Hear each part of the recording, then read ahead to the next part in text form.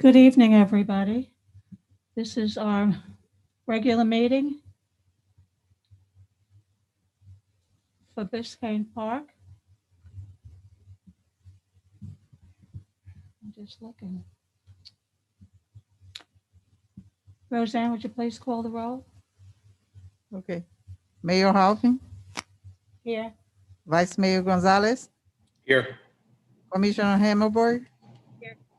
Commissioner Kennedy, Here. Commissioner Samaria, Here.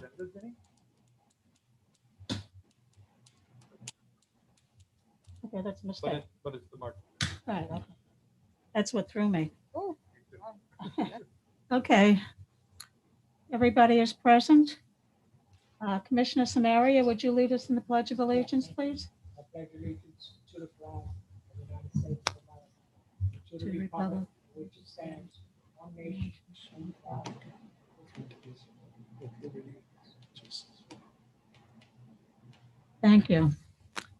Any additions, deletions, or withdrawals to the agenda? Commissioners? No, I'm good, thank you. If there's no additions or deletions, we will start with the presentation.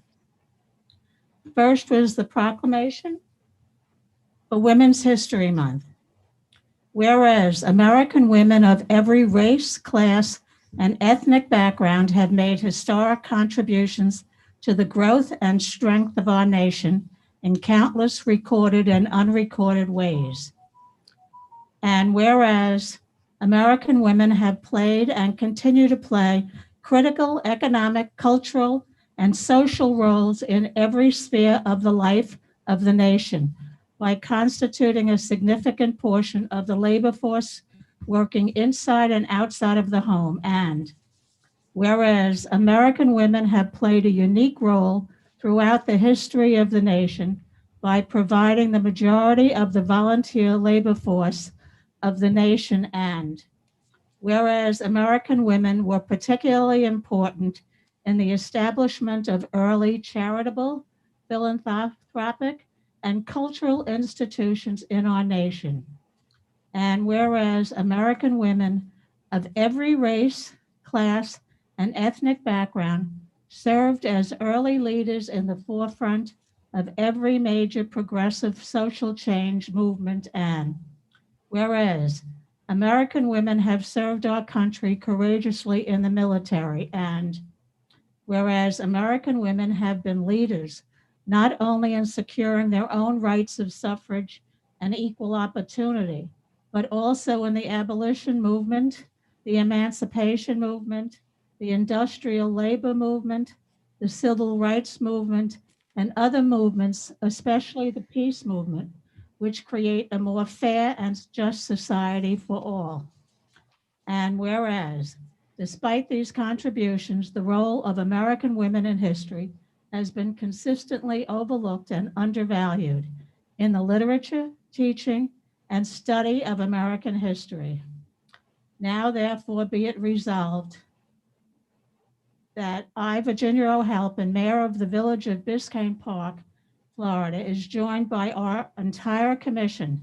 We do hereby declare that March is designated as Women's History Month, March 2nd, 2021. At this time, I'd like to introduce one of our women, Melanie Burke, who is the Intergovernmental Affairs Liaison Office of Miami-Dade County for Mayor Carver. Hello, Melanie. can unmute yourself, Melanie, please. Okay, got it. Hello, good evening, Madam Mayor and Commissioners.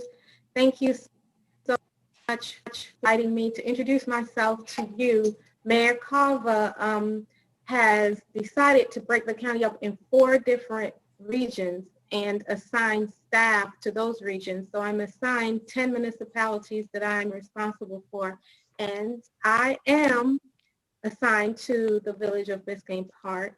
And the mayor's vision for this would be any issues that the village may have that you would want her to pay attention to, or if you'd like for her to assist you in any way in getting county issues resolved, I am that person that you would let know what your issues are, and we'll be more than happy to assist in any way that we can. We've heard quite a bit about, being left out and, not hearing concerns. And so she wants to change that. And so I'm here. I'm only a phone call away or an email away, be it by virtual or in person. She would mind being invited to some of your events. I know that it's COVID right now, but certainly she would love to come to your events. And also if there is a tour that you would like for her to come and do in your village, that, a concern that you may have, you want her to come and see it, please let me know and we can arrange that as well. And thank you for this time, Mario. Thank you so much for making sure that I'm on here today, and also Miss Roseanne. Thank you. Thank you, Absolutely. Melanie. Thank you I'm so sure much. we'll see you around. And Mayor and Commissioner, I will make sure to Absolutely. forward her contact information to all of you should you wish to ever get a hold of her. I'm sorry?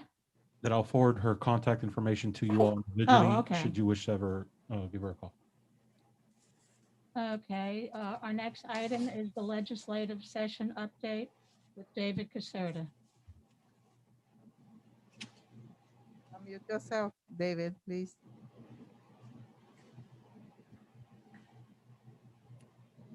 Are you on, David?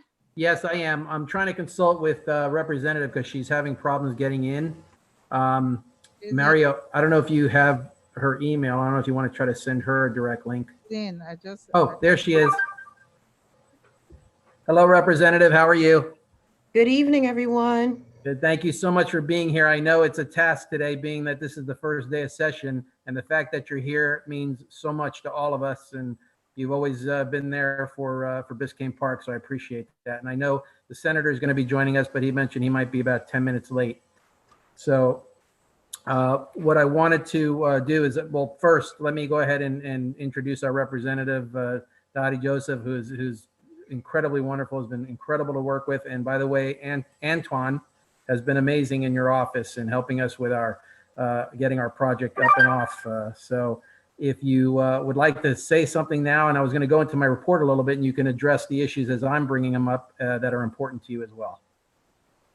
Okay, so I will just go ahead and say hello. I see some familiar faces on the call. Nice to see everyone. I'll let you do the updates and fill in as we go along, because we have a lot going on this session. But we have filed the Biscayne Park storm drainage project. So we're going to try to get that done, as well as the Emergency Operations Center generator, which we're trying to get. We were successful in getting at least one of them last year. And then the governor included that in his $1 billion veto of the budget. So we'll see if we can get it preserved this time and in budget again. So hopefully the second time's a charm. Yes. Thank you so much, Representative. And I'm going to go ahead just quickly because there's a lot of things. So I'm just going to briefly go through some. And I do that because as the representative knows, what you see now is not necessarily what you're going to see in the end when as negotiations continue and folks come in and try to battle or promote their legislation and their language. So I'll start first with the HB1, which is combating public disorder. That's something that was filed by Representative Barkeen. And basically what it's suggesting in simple form is it authorizes residents of a municipality to file an appeal to administrative commission if the municipality makes any reduction to budgets of municipal law enforcement agencies. And then it provides cause of action against the municipality for failing to provide law enforcement protection during riots and so forth. So this is something that I think is something that's of interest to the governor, which is why it's getting some steam here and moving forward. Don't know ultimately what will happen with this, but we are monitoring and following that issue as it goes through. Sales and use tax, Senate Bill 15. Basically, this is something that's just now basically including the online folks who do business in Florida, getting them to pay some sales tax. and it redefines the definitions on what's considered in the market, now including the electronic side of things. So it's just trying to give DOR the ability to collect more sales tax in Florida from folks that are out of state doing business in Florida who meet certain requirements. I think it's 100,000 or something in revenue, but that's what the sales use tax bill is doing. You had community associations. That's not relevant to us. We have Senate Bill 60, which is the county municipal code enforcement. Simple, prohibiting code inspection officers from initiating investigations based on anonymous complaints. That's something that I guess the Community Affairs and in the Senate, Senator Bradley thought was important, so they filed it, and that'll be moving through the process. In fact, it's passed its first committee. We're monitoring that as well. 1208, which is the Clean Energy Program. As you all asked me to take a look at the PACE program, I know I spoke with Mario on that. And by the way, always have to stop when I mention a name that is incredible. Mario has been amazing during this process, coming in as you did not too long ago, and just jumping right in and getting all of the information that we need. You've been really wonderful, and sending me tasks that need to be handled up in Tallahassee. So the PACE program, as we spoke about, that's going to go through the process. It basically creates a kind of a program that is similar to the Evergreen program for windows and what have you, but for septic and sewer and so forth. And I know that's something that's been of interest to Senator Pizzo. So when he gets on the line, hopefully he'll share with us some thoughts on the septic to sewer issues as well, which I know Mario has been important to you as well. The other bills that are coming through the process is growth management. That's a huge bill. Basically requiring folks to include private property rights elements in their comprehensive plans. I know some people do that already. The Senate and the House have different versions.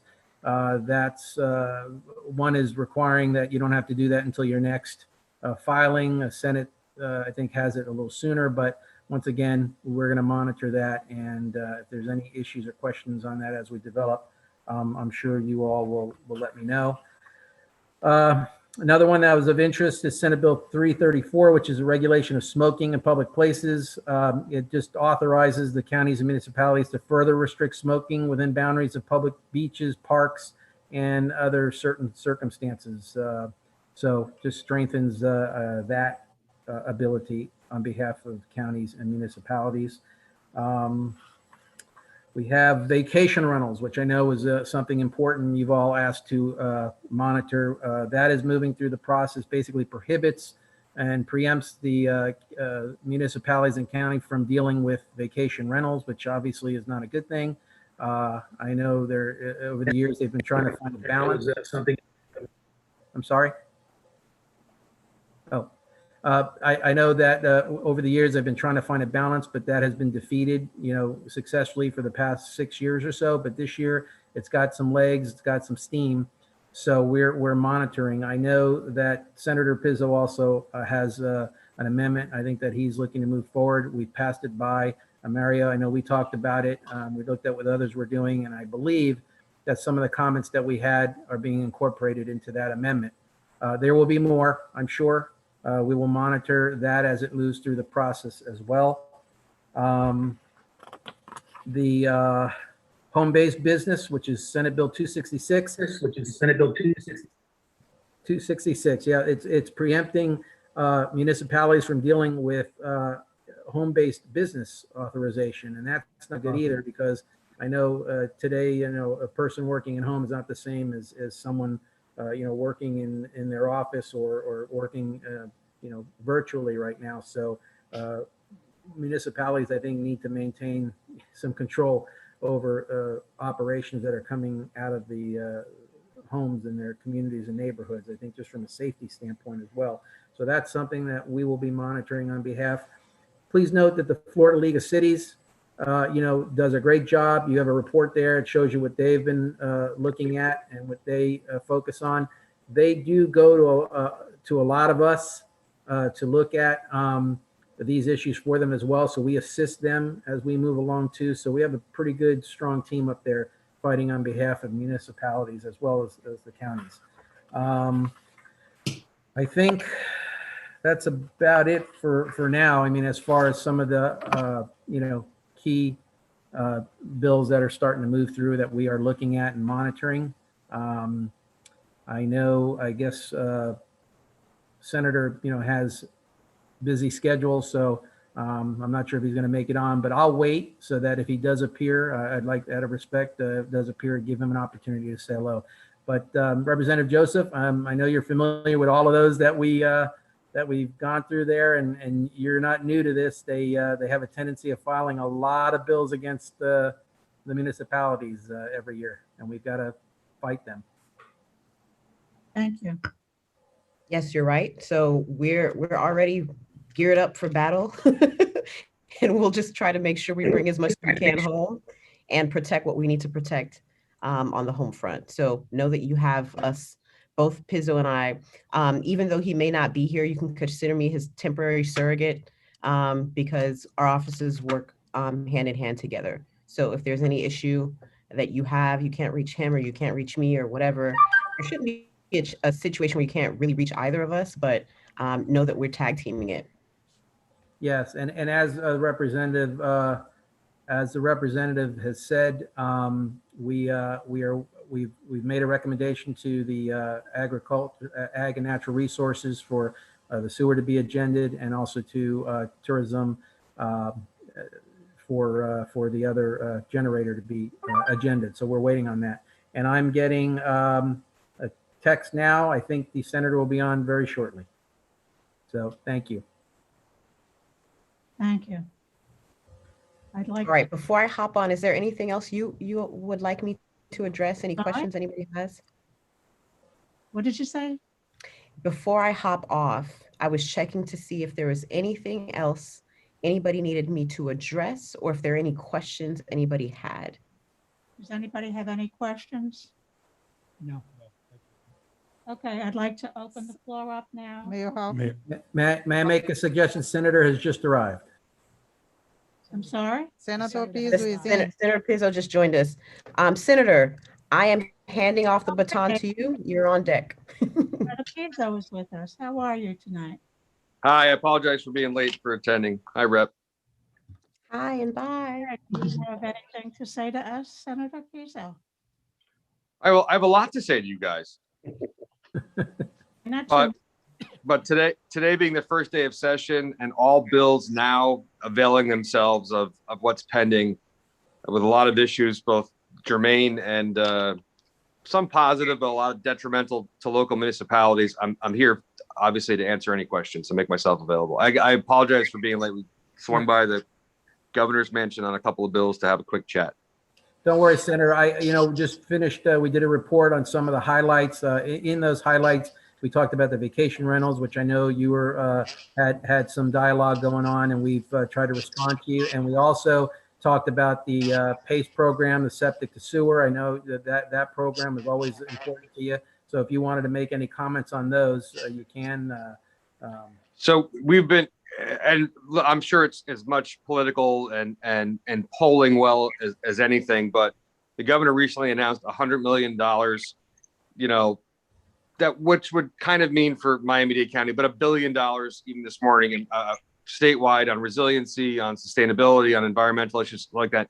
If we got our fair share countywide, and they recognize that septic to sewer and the Biscayne Bay fish kill late last year really brought it to the forefront about the urgent need for septic to sewer conversion, for the rip up, repair, and replacement of the sanitary sewer. These are things that we've spoken at for a couple of years, hoping to get the state on board and in that mindset, and they're there. I don't really care why or how they got there, but they are. So the state's on board really to push for best practices and pitch in. So we made a couple of requests, policy-wise and funding-wise, but again, we're still at 100,000 septic tanks that we have to convert, and Biscayne Park sits smack in the middle of that. They understand, they're impressed by the high water table that's rising and those things. the DEP and Dave, I don't know, did you go over all this stuff? You've been in contact with Noah at DEP and Well, yeah, I know that's something that was important to you, so I left that for you if you'd like. yeah. So I mean, and I'll have, you know, sometimes conversations in person over the phone about 5 different cities or 10 different subjects, whatever. And then when something comes up, you know, this is where, you know, it's important that Dave connects with DEP, also with DEO has a few programs as well. And we have DEP's commitment to expand both the population size as well as the AMI level. You guys were off, I think, by like $37 or $38. You missed the window. And that's, again, the small community wastewater treatment program through DEP. It's federal funding, pay for 80% of the project. But we're really in a situation where I just want to protect places like Biscayne Park and El Portal and Miami Shores, that they may start drawing boundaries of where they're going to forbid septic to be. And that's great. And it's aspirational, but it can be cost prohibitive, obviously, to go it alone for the individual. So we have to make concessions there, and we'll take county, municipal, and state matching dollars or federal dollars to be able to do it. But that's where we are. I'm happy to answer any questions. There's 2,500 bills that have been filed. Some of them are obviously detrimental to the local town mothers and fathers, like I like to say, and are preemptive. And some of them, of course, are philosophically strange, to say the least, but happy to take any questions.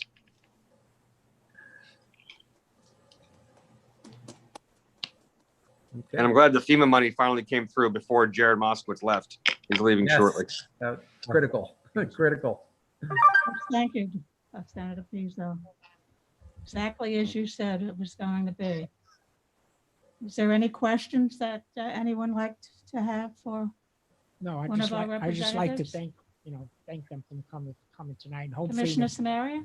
I said, I just wanted to, the only thing I comment is just, I'd like to thank them for, coming tonight, and hopefully in the future, we could see them a lot more. Thank you.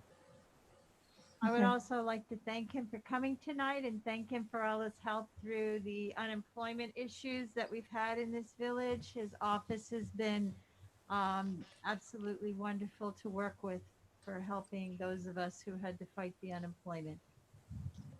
Listen, I regret not being able to see you more. I'm a people person, so I regret not seeing a lot of people more. I only spent 41 days home last year with my family. We spent the majority of the time working on unemployment and housing issues back in Tallahassee, because I'm fortunate enough to be able to lend this as a full-time job. It's supposed to be a part-time legislature, but I was only home 41 days last year. We were in the face of the governor's office and DEO and a number of agencies trying to get people help. So I would love to see you guys more.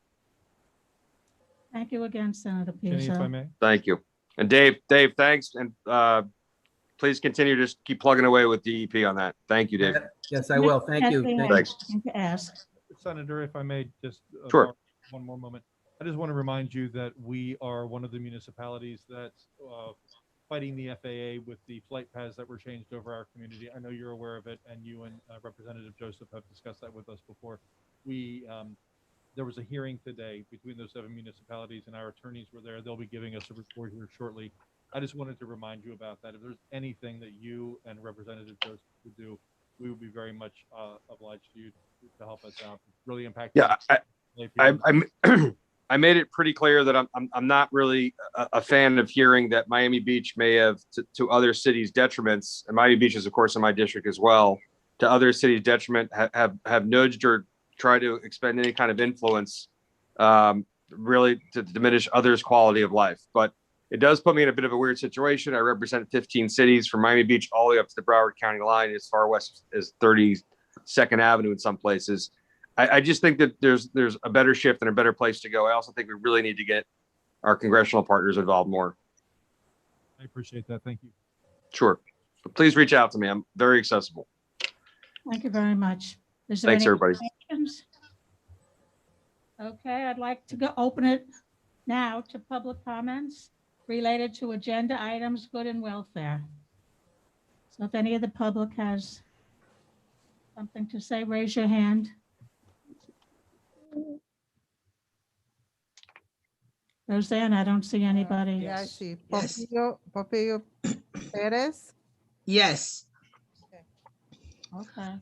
Good evening. Actually, my name is Cheryl Carney. Thank you. I'm glad to come tonight. I really love the words that you opened up with, Mayor Halpern, and it was also great to hear Honorable Pizzo, because I come to you all with a particular situation. My name is Cheryl Carney. As I said, my husband is Pompilio Perez. We are two proud members, four-year members, residents of this great community. We've had nothing but a good time here. And just recently, we were given a violation once again regarding our driveway. And the reason why I'm coming here is because there was a time when we used to meet in person a few years ago where I used to attend these meetings in an attempt to remain compliant, in an attempt to be conscientious, to be a good neighbor, and to make sure that I knew what was going on. Being that I am finishing a doctoral degree, which has had me leave town a number of different times, I have been unable to stay on top of things. But from what I understand, that the board, or maybe they have or have not made a decision regarding how the specification should look for the driveways. I was told, and I do believe it's by next week, that I have to have a driveway installed. I am currently in Indiana. My family has had to move here as of December because our hours in the healthcare industry were cut. So we are trying to take care of our family. Honorable Pizzo talks about the assistance that they're going to be given, I believe, about the septic tank conversion. I don't purport to know a lot about it. I'm just surmising. And people are unemployed and life has changed. And I would like to know what systemic approach, what metrics are being used to decide who and when a driveway has to be done. Is it a certain time frame by the end of the year? Is it based off of property size? Is it based off of location? And it's important to know this because we do have a history in this country that has been not yet dealt with. And it has a lot to do with what Mayor Halpern just talked about. And as we move forward together in a community of harmonious and harmony, we have to make sure that we don't unintentionally make people feel that they're being targeted for any particular reason. So I would just like to know, what are the metrics being used to show who should have their driveway done, when and how, when there are others in the community who have not been cited, who do not have driveways as of yet? Mrs. Perez, could you please tell me your address? Yes, ma'am. It is 1015 Northeast 113th Street. 1016 113th Street? What? I'm sorry, ma'am. It is 1015 Northeast 113th Street. Okay. Ephraim, are you familiar with that property to answer her, or? First of all, can you hear me? Yes. Okay, yes, I am. I'm very familiar. I've been speaking with Mrs. Carney for some time, and I don't want to go into detail now because that's actually a code enforcement issue, but I'm very familiar. We've been talking, and again, I don't know if this is the right forum for this. No. Exactly. So that's why if anybody wants to speak with me, including the village manager tomorrow, I'm more than happy to speak with him, one-on-one as to what's going on and what's being, the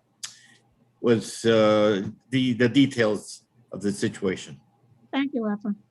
And I do apologize for not being at the right forum, but I just want to know what's the oversight when I've sent emails and they're not responded to and I'm not able to talk. So that's the only way I came here respectfully to see what is the oversight. Thank you. Call our code enforcement officer, Mr. Rodriguez, tomorrow and make an appointment.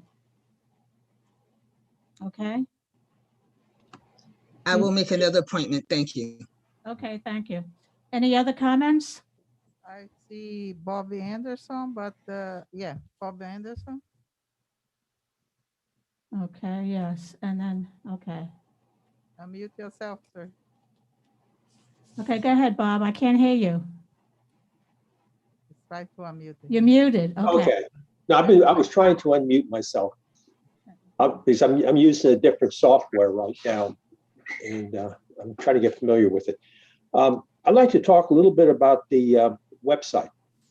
Because I see that's on the agenda of updating the website. This is something that's needed to be done for many years. And different commissions have been talking about, updating it. And it definitely needs to be done. And if we go ahead and decide to do it, I suggest really seriously looking at the premium part of it. It will then give people a lot easier usage to navigate through the website. And also, I think information can go out a lot easier in the village to the different residents. So it's got an automatic systems, and it's something we definitely need, and more information going out, being more transparent. Thank you. Thank you. David Raymond. You're signed as Amy, but I see you, David. So You're muted, David.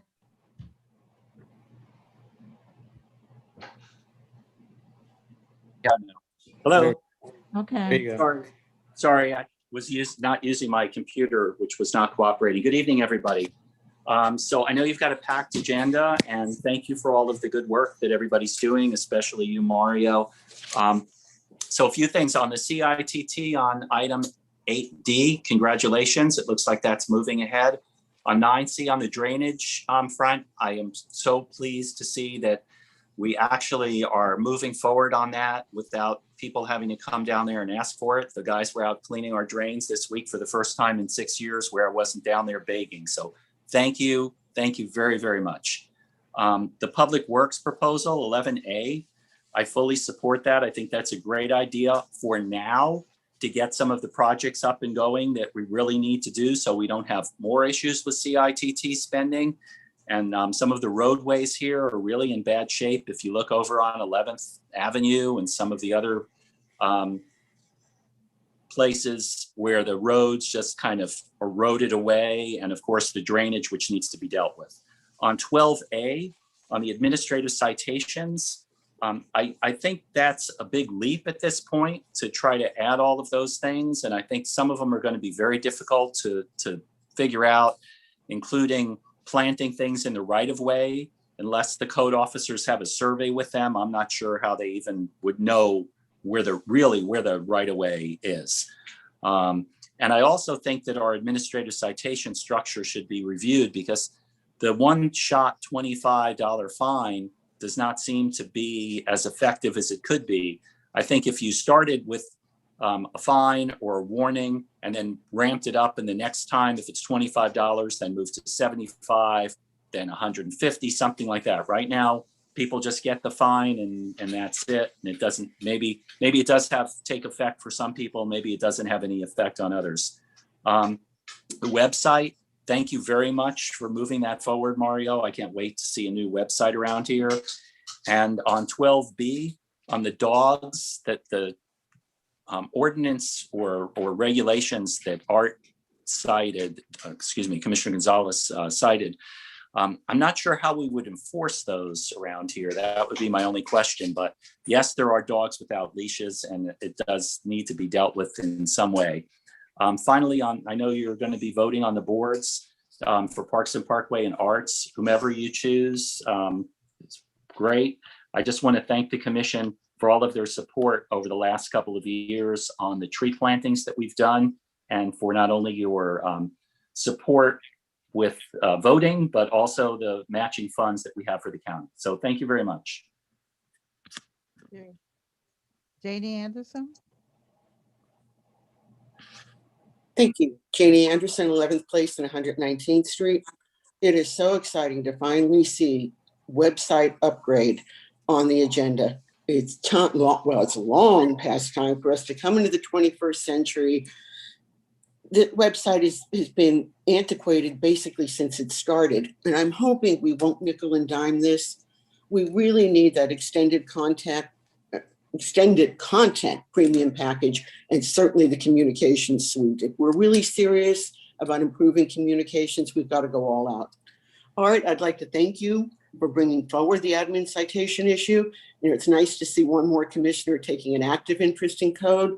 And the chart that was in the backup sure was an eye opener. I mean, we're obviously way behind the times. I believe there need to be changes to the admin citation, particularly as David's already mentioned, the fine, it's clearly not a deterrent, but now's just not the time.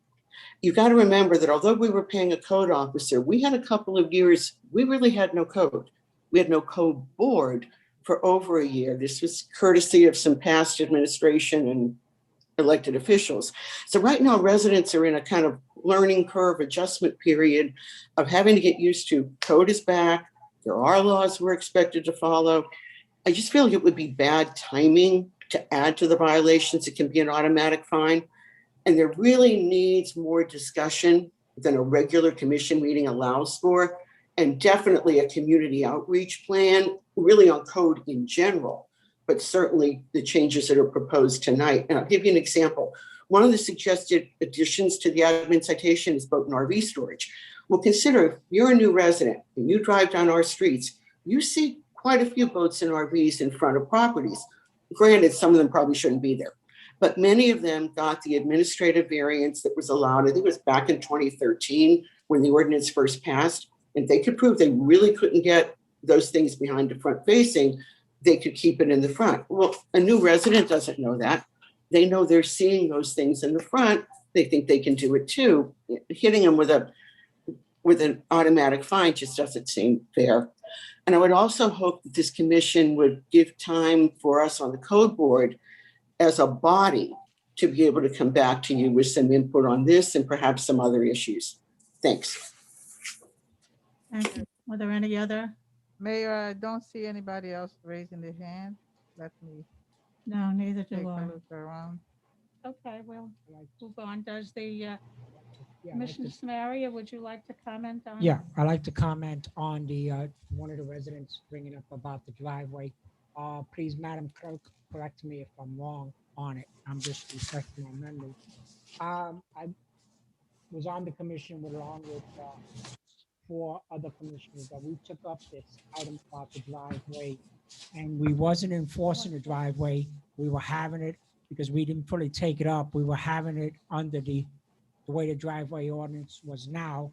Yeah, the ordinance didn't go Right, further. so Yeah. we didn't enforce it yet. So, No. you know, to me, this resident should not be forced upon it because I'm it's I'm based sorry. upon. Correction, Commissioner Samaria. The new ordinance wasn't enforced, but whatever is in the books continues to be No, enforced. that's what I'm saying. Yes, Yeah. it's based upon, hopefully, if you're citing her based upon what's already on the books, correct? Correct. Code Okay. enforcement will No. only enforce what the active code Code. and land development code Ordinance. is for. Okay, that's for what I Biscayne want to Park. be sure because it wasn't passed. Correct. Yeah, But we'll make let's sure. not get onto an individual. Because Right, I originally brought that up and I plan on bringing that up in the future. But I'll make sure that we reach out to the resident and we have a good discussion and we explain how the process would work Right, so that she because is satisfied to know we that. did have some residents that they were doing their driveways on their own. And, you know, I did have a concern about people spending money now because when it comes to the new driveway ordinance, you know, they're not going to be accepted. So I just want to be sure it's based upon the old one. Okay, Commissioner Kennedy, do you have? Yeah, I just want to say hello to Ms. Carney. My name's Matt Kennedy. I'm one of your commissioners. We've not met, but I wanted to let you know that at 5:30 this evening, I received the email from you that was forwarded to me. So I will get back to you tomorrow. I always hate to hear residents say that they feel like they're not being responded to. So I just wanted to let you know that I'll certainly reply to your email, okay? Commissioner Himmelberg, do you have anything? No, actually, the Can driveway you bring issue, your mic? sorry. From a couple of people, they feel it's not being fairly enforced, and this is something that I think I'm very supportive of code because we need it, but we also need to be even-handed across what we're doing. And we also need to be sensitive now where we have a lot of people in our community that are unemployed and partially employed. And I think even though there might be some issues, maybe we need to give a little bit more time and a little bit more leniency, at least until things settle down with COVID. So Commissioner, I will just comment, for the April agenda, we will have somewhat of an implementation plan from code on how we're addressing several different items. And so that not only you as the commission, but also the rest of the residents will be able to see how code will be sweeping through the entire village on certain issues, so that the idea that some are being cited while others are not is kind of uh, eliminated. I've gotten several calls that, hey, why am I getting the citation and not others? I feel like they're just picking on me.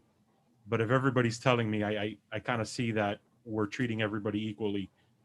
As it was mentioned in the comments, unfortunately, there's been past administrations or employees that did not really do what they were supposed to. So now with the new employees in code coming in and starting to tackle the issues and backlog of years of just even code cases, suddenly it's almost like a shock of, okay, wait a minute, something's changed. So what we're doing is we're going to come back to you with somewhat of a plan that's going to be how we plan to sweep. Now, I don't know how to enforce for some residents the code and for others not, because they are unemployed or part-time. We don't look at things like that. We don't consider. I think that would be a legal issue if you enforce for some and not for others.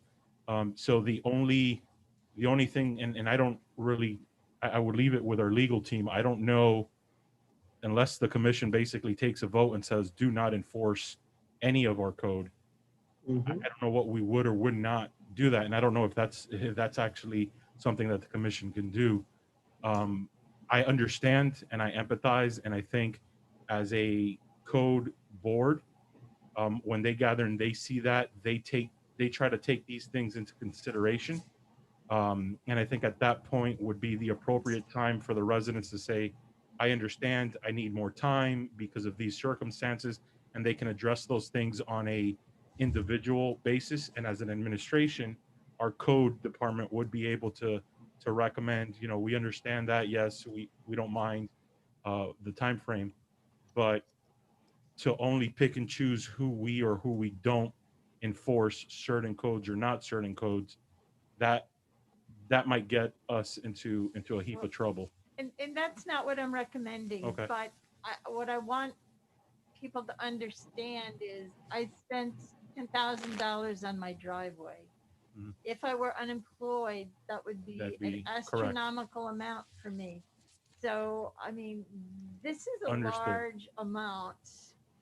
The only other expense besides an addition of upkeep on my property pretty much has been when I had to re-roof, So it's quite a bit and it's at a hard time. And I think we need to realize that this isn't like painting your house or pressure cleaning your house. This is a pretty high price tag. And this is, I think, something that we may need to think about giving some people more time, even if it's just more time. Okay, to go continue. Mayor, can I have the floor a second? I'm sorry? Chief, Can I have the floor? Chief wants to talk. Oh, okay. Good evening, Chief Cabrera. Good evening. As the director that oversees the code enforcement department, let me just clarify something. And the manager did an excellent job. We go out there and we address violations as we see it and as reported to us.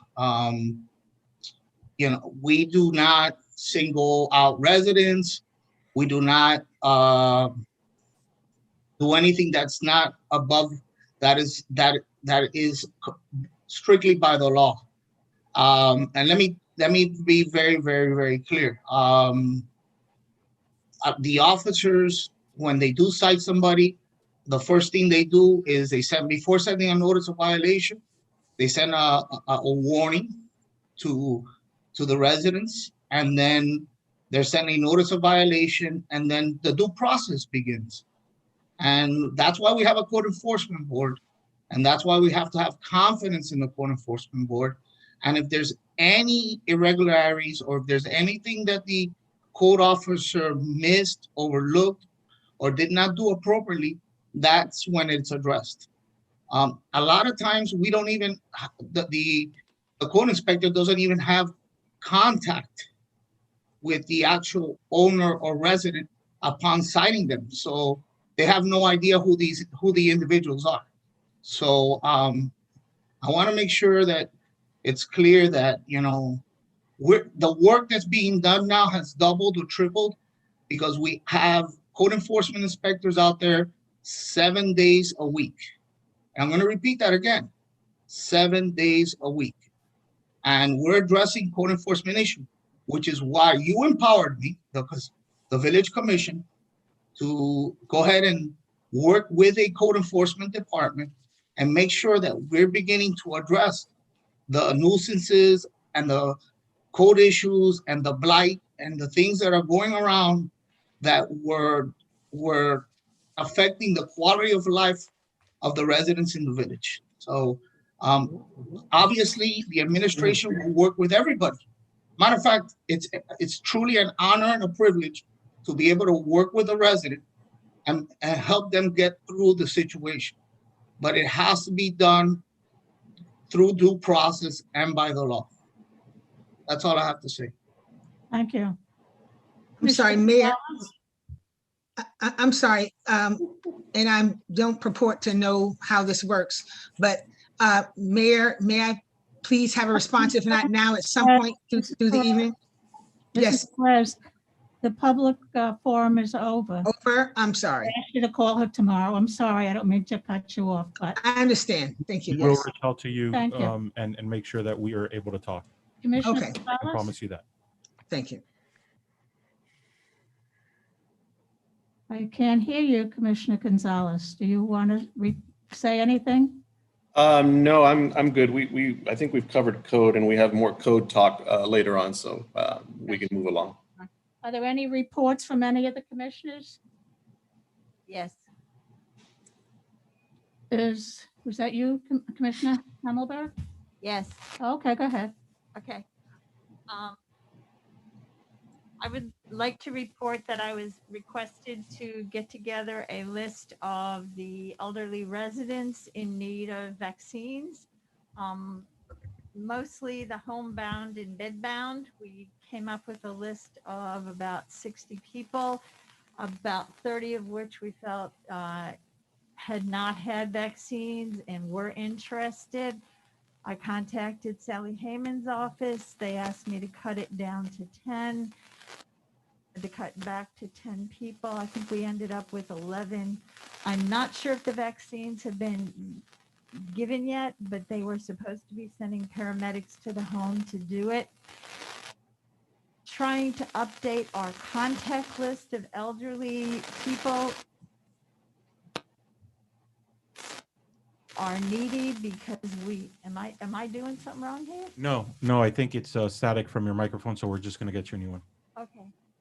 So I'm trying to update it. The list I was given from the police department was very much outdated. On it were people who had been deceased for many, many years, people who'd moved away. So that is one of the things. Speak on this one. Okay, so that is one of the things. Are you hearing me?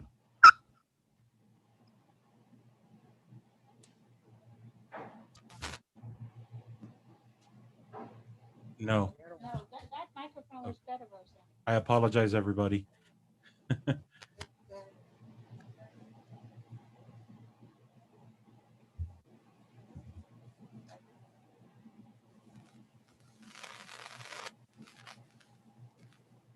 Is that working? Okay, that Okay. one's working. Yeah. So I'm trying to update the list and find out which residents are still here that are elderly. So I'll be working on that in the next few months. In the meantime, I did come up with a couple of people who did not have even though they weren't homebound, bedbound, they had no access to computers, and I did register them online. And one lady had no way of getting to the appointment, and we spent our Saturday afternoon getting her to Miami-Dade, getting her vaccinated, and we'll be following up in 3 weeks with the same thing. So I am trying to help people as need be, but I think it's kind of absurd that they've set up a system for elderly people based on Twitter and online registrations, when elderly people in their 80s and 90s, for the most part, are not doing those things. They don't have the technological adeptness. And for anybody who knows me, neither do I, but I'm working real hard at it. Thank you very much, Judy. Okay, do we have any village board Jenny, I have reports? a couple of things I'd like to say. Oh, okay, I'm sorry. Commissioner Kennedy would like to add. Dan looked like he may have wanted to- No, that's Who? okay. I thought Dan was No, looking at you as well. no. Judy, first of all, thank you. That's a wonderful program. I didn't know you were working on that. I don't know if it's appropriate for you to share that with administration for the other commissioners to see, but I wonder if some of us may know some people that you'd want to have on your list as well. So I'm not sure how that works, but talk to Mario about that. And I know some people that you may want to add to the list. Wonderful, wonderful. So send it through them, and I have it for you. I'm doing like stand-up comedy routine holding this mic. No, I kind of like it. Lean over. I just want to say thank you to some village residents and boards for some things that have been going on recently. I really value all the boards here at the village, but I wanted this meeting give a special shout out to two boards, planning and zoning and code compliance. They've been working really hard and conducting their meetings by Zoom. It's a learning curve. We've all gone through that learning curve, and we still do many meetings, but they really stepped up to the plate and were able to fill in and keep those two really important quasi-judicial boards functioning at a very high level. I've attended their Zoom meetings, and they're doing a great job. And staff is working really hard with them as well. So it's very impressive to see all of that pulled together so well. Last week, and the attorneys might look at me cross-eyed here when I say this, the Code Compliance Board negotiated settlements in 3 very long-standing liens that had been dragging on for many, many, many, many years in this community for many hundreds of thousands of dollars. And they negotiated very fair settlements with these residents and property owners. They did a great job. I think they were working with the attorneys before the meeting, but they really stepped up to the plate, and they settled the liens for a total of $88,000 that will be coming into this village. It's a small fraction of what had been owed to us for many years, but at least they got it off the books and taken care of. So thank you to Gary Kuehl and his board for doing that. They did a bang up job. And I had a conversation with Mario today about that money, because I wondered where that money goes in our budget, because it's unbudgeted revenue coming into the money. $88,000 is a big chunk of change for us in our budget. And I asked Mario if it would be possible for us as a commission to have a conversation, not now, about earmarking that money for something rather than letting it just sort of drop into the general fund and disappear. That might be nice to be able to allow Mario to use that money for a big ticket item or two in his budget, like completing the rec center parking all at one time or something like that. It's found money. I'd love to see it get used for something very visible. I also want to thank Valerie, our attorney. She added gender identity to the non-discrimination language this month in several contracts that we'll be looking at. It was something that needed to be done for a long time, and she was able to take care of that for us. So moving forward in all of our contracts and government documents, wherever there's non-discrimination language, gender identity will always be included in that as well. And I wanted to thank the code officers. We're going to be talking about code a lot this meeting. I see them out on the weekends. I garden out front a lot on the weekends, and I see them go by. They're very friendly. 7 days a week, there's code enforcement in this village now, and I think it's a wonderful thing. So I want to thank them for that. That's it. Thank you, Commissioner Samaria. I just want to say, if there's any veterans that are in the village that want to get the vaccine, they can go down to the VA hospital on the 2nd floor as a walk-in, and they will take care of you. The waiting time is not that long, especially if you get there early in the morning, but they are often vaccine for the veterans at the VA hospital. Most of the time, the other ones you have to make appointments. These you don't have to make appointments, you just walk in. So I just wanted to let any veterans that are in the VA to, they can Thank go you. there. Thank you. Are there any village board reports? Roseanne? No, I don't have any. Okay, then I guess, Ed, it's you, our village attorney report. Thank you, Mayor, Commissioners. Good evening. I have two things to report on tonight. The first one has to do with the FAA. Please recall that we filed a petition for review in the 11th Circuit Court of Appeal in October of last year on your behalf. Several other neighboring cities have also filed similar petitions with the 11th Circuit. In accordance with their procedure, they make an assessment as to whether mediation is a good idea in these types of cases. Yesterday, we had a telephone conference with the mediator, as well as all the counsel for the neighboring municipalities and counsel for the FAA and the Department of Justice. We had just received last week the record on appeal, which is the information that the FAA utilized in making its ultimate decision in this case. It is more than 96 gigabytes of data. It's well over 10,000 pages of materials. And obviously we did not have enough time. None of the lawyers had enough time to consider that before yesterday's telephone call. So we requested additional time in order to review that. Counsel from the Department of Justice and the FAA basically stated that they believe that they had conducted a very thorough process and does not believe that mediation is warranted in this particular case. In fact, the lawyer from DJJ said, with respect to the FAA, you don't minimize noise, you only move it. Our briefs are due in the 11th Circuit on April the 5th, which clearly is not enough time for us to review the record and draft briefs. We are all going to seek an automatic extension of 30 days from the mediator's office, which will take us to early May. The mediator is going to contact us by the end of this month, determine whether we're going to proceed with mediation or not. If not, we'll have to file our briefs, and the 11th Circuit will ultimately make a determination based upon those briefs. We have a conference call with all of the lawyers for all of the municipalities tomorrow afternoon in order to coordinate what our next steps are going to be in this process.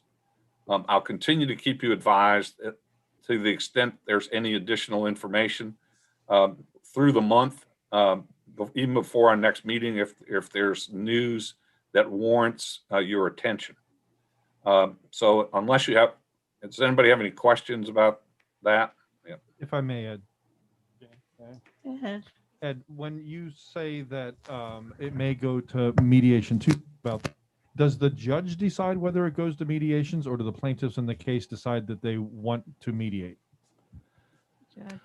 No, the mediator, who's assigned by the 11th Circuit, discusses it with the parties and makes a determination of whether we're going to proceed to mediation or not. The fact that that DOJ and the FAA don't think it's warranted, is certainly a strike against mediation. But I don't know at this point in time, Commissioner, if mediation is worth the effort. If they're not going to participate in good faith and discuss their findings, then it's not worth it for us to spend the money on mediation and instead move forward with our briefs and take our best legal shot in order to try and overturn the decision of the FAA. Understood. And if it does go to mediation, I'm not an attorney and I don't play one on TV, but if it goes to mediation, from what I understand the word mediation to mean is you're going to try to find a compromise between the two parties. What exactly would the compromise be on our part? It's the sound, mainly the sound, but also the visibility of the planes. Mainly the sound is impacting our quality of life. There's nothing for us to bargain with there. Would it be mediating for other kinds of compensation from them and allowing the noise to continue? One of the possibilities that exists is we get the FAA to change the routes so that it's not coming over densely populated parts of Miami-Dade County, and instead is coming over less populated parts of Miami-Dade County. Okay. That's a possibility. Right. Okay. Okay. So you'll keep us posted on that. Thank you very much. Absolutely. Thank you very much. Village The se- managers report, Mario?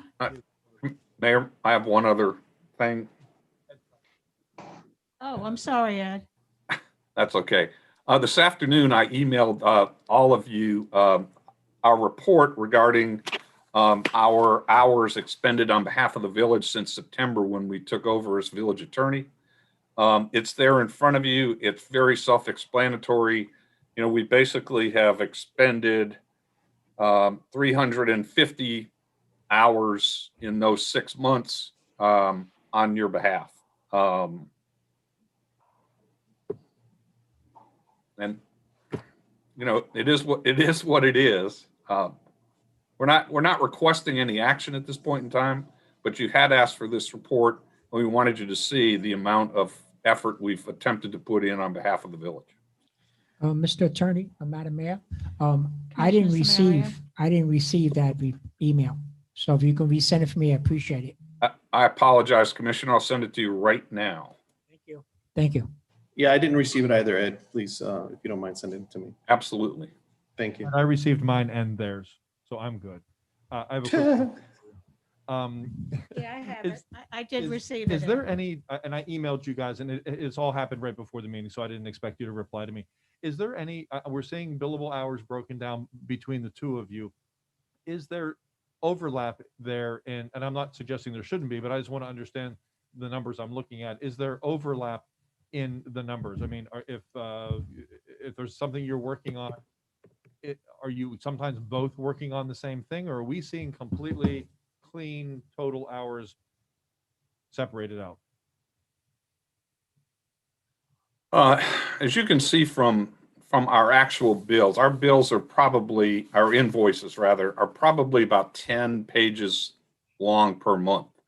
And you're obviously going to see some duplication, but it's based upon the fact that, for example, I will assign Valerie the task of drafting a resolution or an ordinance, and then I will, of course, review it and revise it if necessary. So you're going to see that. We have a standing telephone conference with the village mayor each month in which we both participate. So you're going to see both of our times on those types of things. We work as a team, and the fact of the matter is this is a flat fee arrangement. So whether we each spend an hour, or one of us spends an hour and the other spends 2 minutes, it really doesn't make any difference from an invoice. But I know it doesn't make a difference to how you bill us, but we also want to make sure that it's fair to both parties. So I just wanted to understand that. And I also see a trend that it's the total number of hours seems to be going down a bit since Mario came on board. But then I see maybe there's little bumps when I know that there are ordinances and things were being written, and I'm going to guess that takes a certain amount of time. And I also see a move towards more hours with Valerie and fewer in your column, if I read all of that correctly. And it was very quickly before the meeting. That's which right. Also brings, so there's hours, and then you each charge a different rate by the hour. So we see the numbers come down as business moves into Valerie's column. Is that correct? Yeah.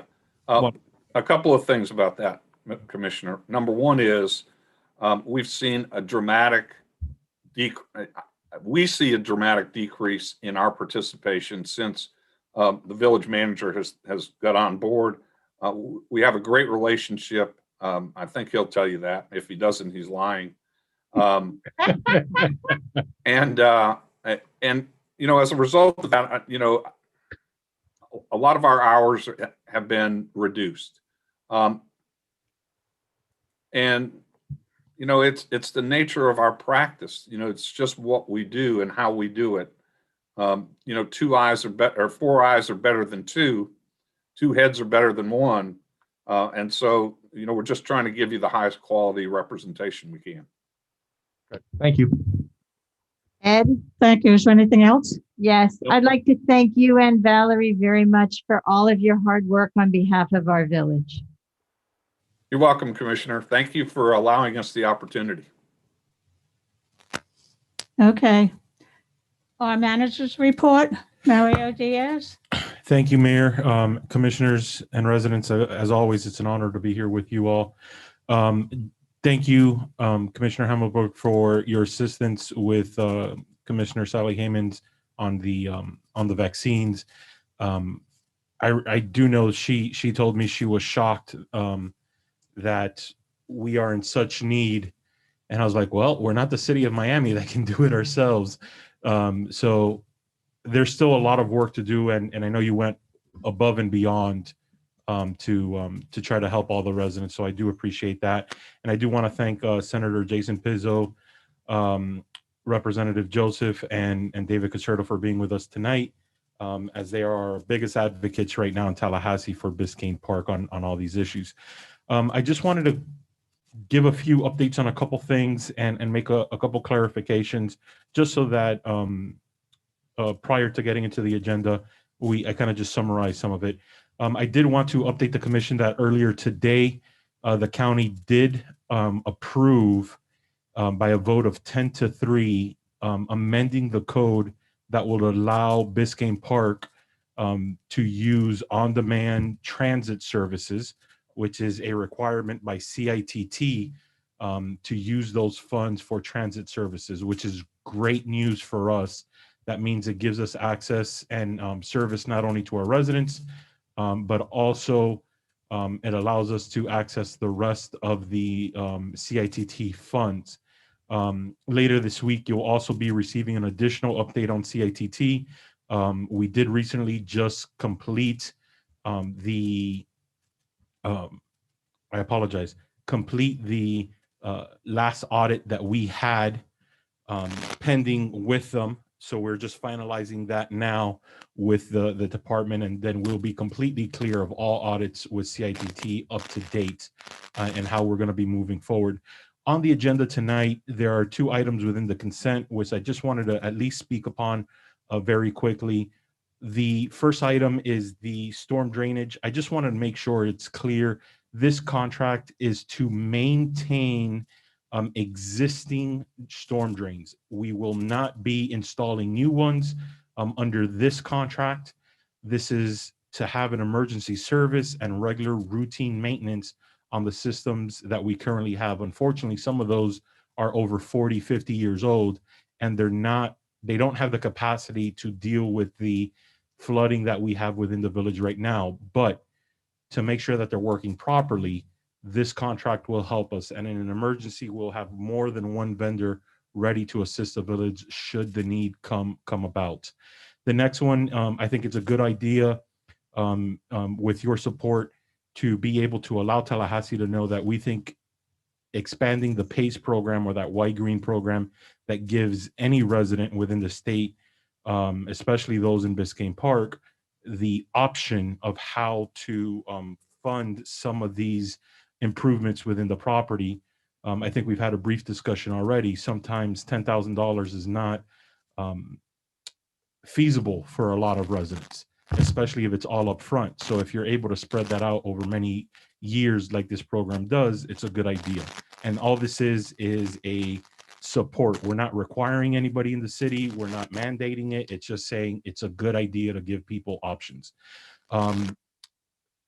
Lastly, at the request of Vice Mayor Gonzalez, and the rest of the commission, you all wanted to know what was going to come about the industry forum for solid waste. On February 23rd, I did hold that industry forum, and we had 6 companies attend that meeting. Those in attendance were, in alphabetical order, were Coastal, Great Waste, Panzilla, Waste Connect, Waste Management, and Waste Pro. 3 of those companies previously bid on the RFP, and we obtained, at least for the industry forum, which is essentially just a discussion, 3 new ones were interested to hear what we had to say. The conversation was very productive, and it allowed me to better understand what these vendors look for when submitting for a bid proposal. Overall, it was all the other companies were in agreement that automating the garbage and recycling was the most efficient way to obtain the best quality of service. And I think that's the same type of sentiment that we received during the town hall and in our discussions. Also, all the companies felt that having standardized carts of either 65 or 95 gallons was best, but they all recommended the 95-gallon option for garbage, as residents tend to fluctuate even throughout the year how much waste they might have at any given point. There were 3 discussion areas that companies did request that when developing the RFP that we consider. And in these, I think these are somewhat reasonable. The first request was not to have the hazard waste pickup as part of their contract. The reason for this is because all the companies that would be doing the garbage pickup do not do the hazard waste pickup. They subcontract out that work or that service. So in essence, they would have to, in their price, built in the service and any associated risk with the service into their price. It's not to say that the village cannot do something independent of this contract, to have either a monthly or a quarterly or a yearly event where people can drop off or get something picked up with the proper contractor by themselves. But as part of this contract, they recommended we might even see savings if this is not part of the RFP. The second request was to allow the companies to determine the most efficient location to dispose of the collected solid waste for them. At the time, the county may not be the best option for the vendors and may be a higher cost. The disposal fees, as it's normally called, for Miami-Dade County facilities can fluctuate from year to year, and that usually happens during the budget process for the fiscal year, which is in line with our process, which is from October to September of each year. The third request was to align the length of the contract to how the companies amortize, I said it right the first time, their equipment. Sorry, if you all know, I've been struggling with that word all week. Typically the companies stated that they do this for all their equipment over an 8 to 10 year period, proposing a contract of 7 years with a 3-year extension option seemed to be the most popular choice among the contractors. I don't mind meeting the request for the RFP because this contract, as all of the as all of the village contracts should have, and under my administration, and I know working with our legal team, they're pretty adamant about it, that we have a termination for convenience clause within all of our contracts. So it basically means the parties can walk away if things aren't working out at any time. So the length of contract does not worry me as much. The longest discussion that we had, and I think it's the longest discussion the village on the resident side has had, was with the yard waste collection. And there wasn't, we didn't seem to be on the same page between the village and what the vendors were somewhat willing to do. Of course, they all said, well, for the right price, we'll do almost anything. So I'll leave that. But some of the vendors express that the claw or grappling truck is used in almost all the other service cities. One vendor stated that they service Indian Creek, Baja Harbor, and Miami Beach, and damage to the swales is minimal or rare. Another vendor said, mentioned that limiting the size of the palm fronds and the tree branches so that they fit in carts may make it easier for pickup. And another company mentioned that having quarterly, biannual, or annual day in which the yard waste would be more cubic yardage with the understanding of the claw trucks could be used to help the contract. One of the things that we tried to do, and an idea that was brought up by Commissioner Kennedy, was the construction bags that you can put almost 3,000 pounds on in, and then it's picked up. Could we adapt that to the village? And I thought it was a pretty good idea. When talking with them, they all said none of our trucks are able to do that. We would be using the claw truck anyways.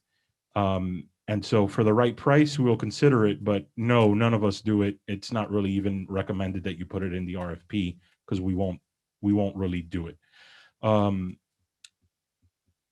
Another recommendation was to move bulk to a monthly or bi-weekly service, so that they would reduce the number of trucks and the amount of garbage in any given week.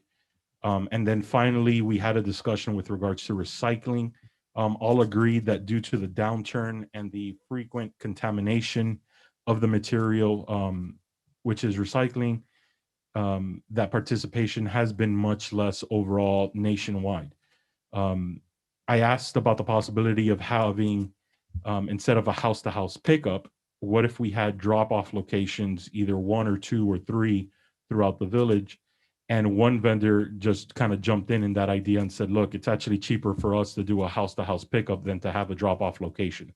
If you're going to do recycling at all, make sure it's automated, so that one-arm bandit type truck with a 65 or 95 gallon cart, and that will be the easiest way for us to kind of schedule it. So that was their recommendation with regards to recycling. So after listening to the community, talking with you all, either here at a commission meeting or individually, and then also talking to the industry, the recommendation I have for drafting the RFP is to include the following services. Garbage twice a week, just like we have now, however, automated, so that it's a one-arm bandit truck with a standard 95 gallon cart. Recycling to remain once a week, again, automated, however, with the standard 65 gallon trucks, which is what is being used and the village has currently, although there's many more options that residents can do. So we're just trying to standardize that. Yard waste pickup to remain as a manual pickup for 2 cubic yards, and bulk pickup to remain once a week. Now, I think it would be good to have a discussion or an option within the RFP for a quarterly bulk yard waste pickup of up to 4 cubic yards, which is double than what's normally allowed on an average week. However, with the understanding that the vendor would be doing that with the claw or the grappling truck. So for those who wish to really do heavier landscaping, maintenance, or anything like that within their property, at least we'll have 4 times a year, or maybe we only have it twice a year, but have that option where it can be, everybody knows it's either a Saturday or this Monday or whatever the case may be. You can have much bigger, and they're going to come in with their grappling truck and kind of pick that up. So that is the update with regards to the industry and how I anticipate to move forward. If you have any questions or anything, please feel free to let me know, and I'll be glad to answer any questions. Usually we look at that extra bulk pickup right before hurricane season. Mm-hmm. We can continue that. Okay. Are you taking questions now on this? Sure. Okay. So first of all, thank you for the update. Back to CI, is that the extent of your entire report, or are you going to talk about anything else? Or you just want us to ask questions about trash? Well, that's, you can ask me any question that you like. Okay. I just didn't want to jump topic. Yeah. CITT, I asked before, and I don't think we knew when I asked the question. We're not presently getting funded. Correct. Okay. Did they, now that we've been approved to use transit in a certain way, when will they start funding us on a monthly basis again? And will they make it retroactive back to when they stopped funding us, which was little more than a year ago now? Retroactive, yes, but they will not start funding until we use up the money that we have not used over the past 10 years. Get spending. I'm sorry? Get spending. Okay. We're starting. You got one agenda item on it. It's coming up. I know. Okay. Regarding the trash, a couple of things. Will we review the scope of service before you put the RFP out? Absolutely. You will have, so you'll have bring that draft. to a commission meeting for us to review. So not at a commission meeting, sir. We'll have it individually to you. Okay. Correct. We're going to do the one-on-ones. Okay. Is there a possibility of reducing the number of days that we get service in the village? Because you said it's garbage twice a week, recycling once a week, yard one. Can we get 3 of those on one day? So could we get garbage, recycling, and yard all on the same day, and then garbage picked up a second time, and we only have trucks in the village twice a week instead of 3 times a week? Absolutely. So the RFP won't limit as to the days. That's something that we can negotiate once we know the actual vendor. My recommendation for the commission and for the town, and I'll be glad to, maybe this is a further discussion for another day, but I think the best course of option for the village right now, seeing as what I'm seeing over the past 3 months, is a Monday and Friday pickup. A Monday pickup to recover from the weekend and everything that's happened, and then a Friday pickup in anticipation. Right. Therefore, also limiting how many times the bins and everything can be out. Right. And that way, throughout the rest of the week, everything should be nice and tidy for it. That's not something that anybody, and I apologize, it's not in the update. Nobody with, at least among themselves during this conversation, was against doing a Monday or Friday type Because pickup. there's certainly a benefit to having cans on the street fewer days a week and trucks in the village fewer days a week. If we could combine 3 of those onto one day, that I think that would be fantastic. And We can I talk think about the biggest obstacle to doing that right now is the manual labor of the pickup, because at least in my understanding and reading some very old emails, it becomes very difficult to try to get sufficient people to cover the Monday pickup, because right now we need several guys out in the field to pick up everyone's can. So when we're down to 2 trucks and it's really only 2 people inside a cabin, that makes it much easier to do. Okay. Also, in regards to bulk pickup, clarify that. You're saying that there would be bulk pickup once a week and yard pickup once a week, and they would be on the Correct. same day, or they'd be different days? Because there's really conflicting information going around about that. I don't want to dictate what that would be in the RFP. I'd allow the vendor to tell me what would be best to give us the best service available. Okay. So That's when gonna we be start interesting. limiting them, then that's when they start getting the excuse of, well, I could do better, but you're restricting. But you're restrictive, okay. Because there's conflicting information about what you're allowed to put out there on Mondays. I mean, I've personally been told by our public works folks, not Caesar, that nothing can go out there but yard waste. But then I've been told by other people that things can go out there. I think there's a lot of confusion about that. So that's the first time I've heard that that's actually going to be handled that way. Regarding the, what did you call it? Hazardous waste. I'm assuming, and again, we'll have to educate the community about this. You're talking about things like computers and batteries and paint and chemicals and Correct. stuff like that. Okay. Would it be possible, since it would not be included in this, would it be possible to have a central place like at Public Works, a bin or something that people could drop them off in at their own? So there is no pickup of those items, but there's a place in the village that residents could take those items, which tend to be small things, a bucket of paint, a bag of batteries, an old laptop that's not working anymore, or a cell phone. I will have to double check, because I don't want to put the village in a liability position, because I don't know if any of our guys or the facilities are able to handle that or Understood. store it properly. Are there DERM concerns? I'm sorry? Are there DERM concerns? I would assume that Environmental there's resource DERM management? Okay. concerns or environmental. I don't know if anybody's certified to handle those, so Got it. there could be union concerns as well for handling. So it's not as simple as just, yeah, we can create the project. It's not saying a no, but I'd rather be certain. Okay. And then to the topic of drains, thank you for the explanation about what we're looking at tonight on consent is just the drain cleaning. Will there be a regular, are you planning to have drains cleaned on a regular calendar cycle? Yes. Or is it, so there will be like a schedule that we know when drains are scheduled to be cleaned? It's not as, it's Correct. that plus as needed? We'll create an actual inventory of what we have within the village. Mhm. I've heard several different numbers from 30 to 90 and everything in between. So we'll get an actual inventory, and then we'll schedule for at least 2 regular cleanings throughout the year, one prior to the storm season, and then one after the storm season, and just maintain that the existing system as best as we can until we're able to continually improve throughout the village with new. And that's in a short order as well. And I'll talk to that a little bit later down in the agenda. Okay. So then these companies that we're authorizing you this evening, assuming it happens, to clean drains, they're to do the regular maintenance plus as needed when there's flooding. They also come pump out the drains and the streets and, Correct. and they do all of it. Okay, wonderful. Thank you very much. No problem. Okay. I believe Commissioner Hammelberg also had additional. Okay, Miami Shores has a dumpster on Second Avenue that they have for recycling of electronics that residents can drop things off there. I have friends who are residents who have dropped things off for me there. But that might be something we could do, that we could get it picked up by another outside company. You know, it's just a small dumpster. It's Yeah. probably the size of this desk. And what goes in it, Judy? Huh? What goes in that dumpster? Electronics. Electronics. So Only that's electronics. that's You can't put hazardous waste. chemicals then. in there. Correct. Electronics, yeah. The other question I had for you, Mario, is the CITT funds. Can we use that towards new drains and new road stuff?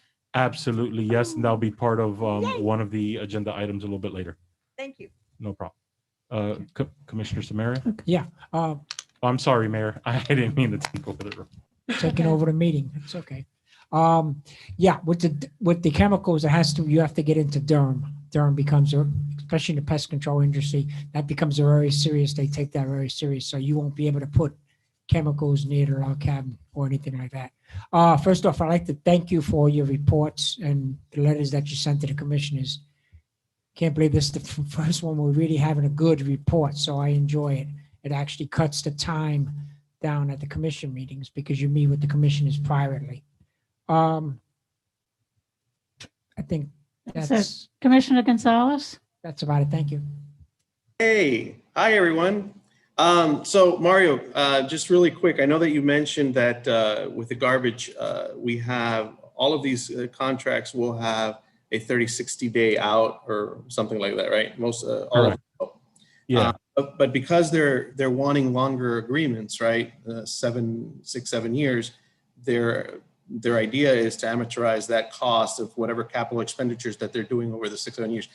And I know you told me that there are no early out costs of these contracts, but I just want to make sure that we do make sure that there are no early out costs if we do pull out of one of these agreements. So when you're talking to these people, just make sure that's clear, because that's a concern that I have. Correct, Commissioner, and we'll make sure. I'm sorry, Vice Mayor. We'll make sure that termination for convenience does not have a penalty clause. And also, just to reinforce, all of these agreements, once they're finalized and negotiated, they will come before you all for a final vote of acceptance. So you'll be able to review that contract as well. I'd rather have no surprises and know now. Yeah. And then the other thing is, seeing as you're talking to all these garbage people, have you found out what's going on with recycle? What happens with the recycling things these days? I'm hearing all sorts of different stories. They're recycling, they're not recycling, they're throwing it all together. What's the purpose of recycling if they're not actually doing recycling? So what are they doing with the recycling material? So the biggest purchaser of recycling goods from the United States at one point was China. Mm-hmm. Unfortunately, because the material, according to articles that I've read, the material was deteriorating. It wasn't as good as the quality. And then now China has they're creating islands in the middle of the ocean. They're producing their own recyclables, so they're no longer buying. So the market and most of the material in recycling, believe it or not, comes from construction, does not come from normal household use. So when you hear about the state wanting to hit a percentile of recycling threshold, they meet that because of construction within the state, not because residents like you and I are hoping to actually do better for the environment. What they've indicated, what I've read, and I know other commissioners, we've all had long conversations about this. Unfortunately, if you have one truck and it's picking up and everybody in Biscayne Park does recycling the way it should be, and then they go to North Miami, for example, and one house decided to have a cardboard pizza box in there or a quarter-filled gallon of spoiled milk or anything like that within the recycling, that completely contaminates the entire truck. And essentially what they end up doing is taking everything from that truck and just putting it with the trash, and it gets burned. It goes to landfills. In some areas, they still take it to Miami-Dade, who has a recycling, who who tries to separate and be able to recycle as much as possible. But the numbers that I've been reading, that I've been hearing, and what they've told me at this industry forum is upwards to 95% of the material does not get recycled. So the question is, do we want to do it as a village? My recommendation at the moment is we pay so little for the service. I think we pay per household, I think it's like $2 to $3 a ton, and we do barely a ton a year. So, you know, in my estimation, I guess maybe it's a heartstring of, well, at least I'm still trying, especially for the cost. It's negligible what it costs us to do. It's not a big risk. We're not going to miss out we're not going to have a major savings by not doing it. So the recommendation, at least for me, is let's keep trying. No, listen, I'm with you, and I agree, and I would love to see recycling happen, but realistically happening. I know for a fact that it's not, and I'm sure 99% of this stuff is dumped with the regular, and it just makes us all feel good, but it's just not happening. But okay, so it's a negligible cost. Okay, well, we'll keep feeling good about it. Good. All right, that's it. That's all I got. Thank you. Thank you. Okay, we will proceed to the consent agenda. Madam Mayor, I'd like to make a motion to accept the consent agenda. Commissioner Samaria has made a motion to accept. Is there a second? Commissioner Hammelberg has seconded it. All in favor, say aye. Aye. Aye. Aye. Any Aye. opposed? No. Okay, resolution 2021-11, storm drainage maintenance, piggyback agreement. Ed? Madam No. Mayor, That's that was part of the- the, that's this is part of the part of the constellation. consent agenda. That's We're in the part of the ordinance? consent agenda. Oh, that is? Yes. Yes. I'm sorry. 10A is the next one, the Now we ordinance. jump to 10A. Okay, ordinances, 2021-03, budget amendment, first reading. Ed? Thank you, Mayor. An ordinance of the Village Commission of the Village of Biscayne Park, Florida, amending fiscal year 2021 budget ordinance 2020-03, transferring funds from the village's reserve to the following line item expenditures: administration, police, parks and recreation, and capital outlay funds, providing for conflicts, providing for severability, and providing for an effective date. Do we have Mayor, if I may. public comments Uh, on ordinance 2021-03? I was going to make a motion to We have public comments first. yeah, a motion for ordinance, sorry, I can't read it. 2021. 2021-23 budget amendment, first reading. Okay, is there a second to that? Okay, public comments? Are there any public comments on ordinance 2021-03? I can't hear you, Rose. I don't see anyone raising I their don't. hand. No. Okay, can you take a roll call on that? See if there's any commission Comment? We're going comments. to have a discussion. Commission discussion. Commissioner Kennedy, you want to speak on that? Yeah, is Paul here, Rayo? I don't see him in the meeting. I Yes. believe he Is is. he? Yes. Paul? Okay. Look, I'm very much in favor of this, and I am here. hi, Paul. It's Matt. I'm very much in favor of this, and I want to make sure that we're being fiscally responsible. So I understand why we deferred this when we did. It was great. It was great advice from Paul, and I understand why he's bringing it back to us now and suggesting that we are able to move this money back in. Paul, is there any reason to not anticipate that things will move forward in a favorable direction from the state? Are all indications that we really are in good shape here? Well, it's a relative good shape.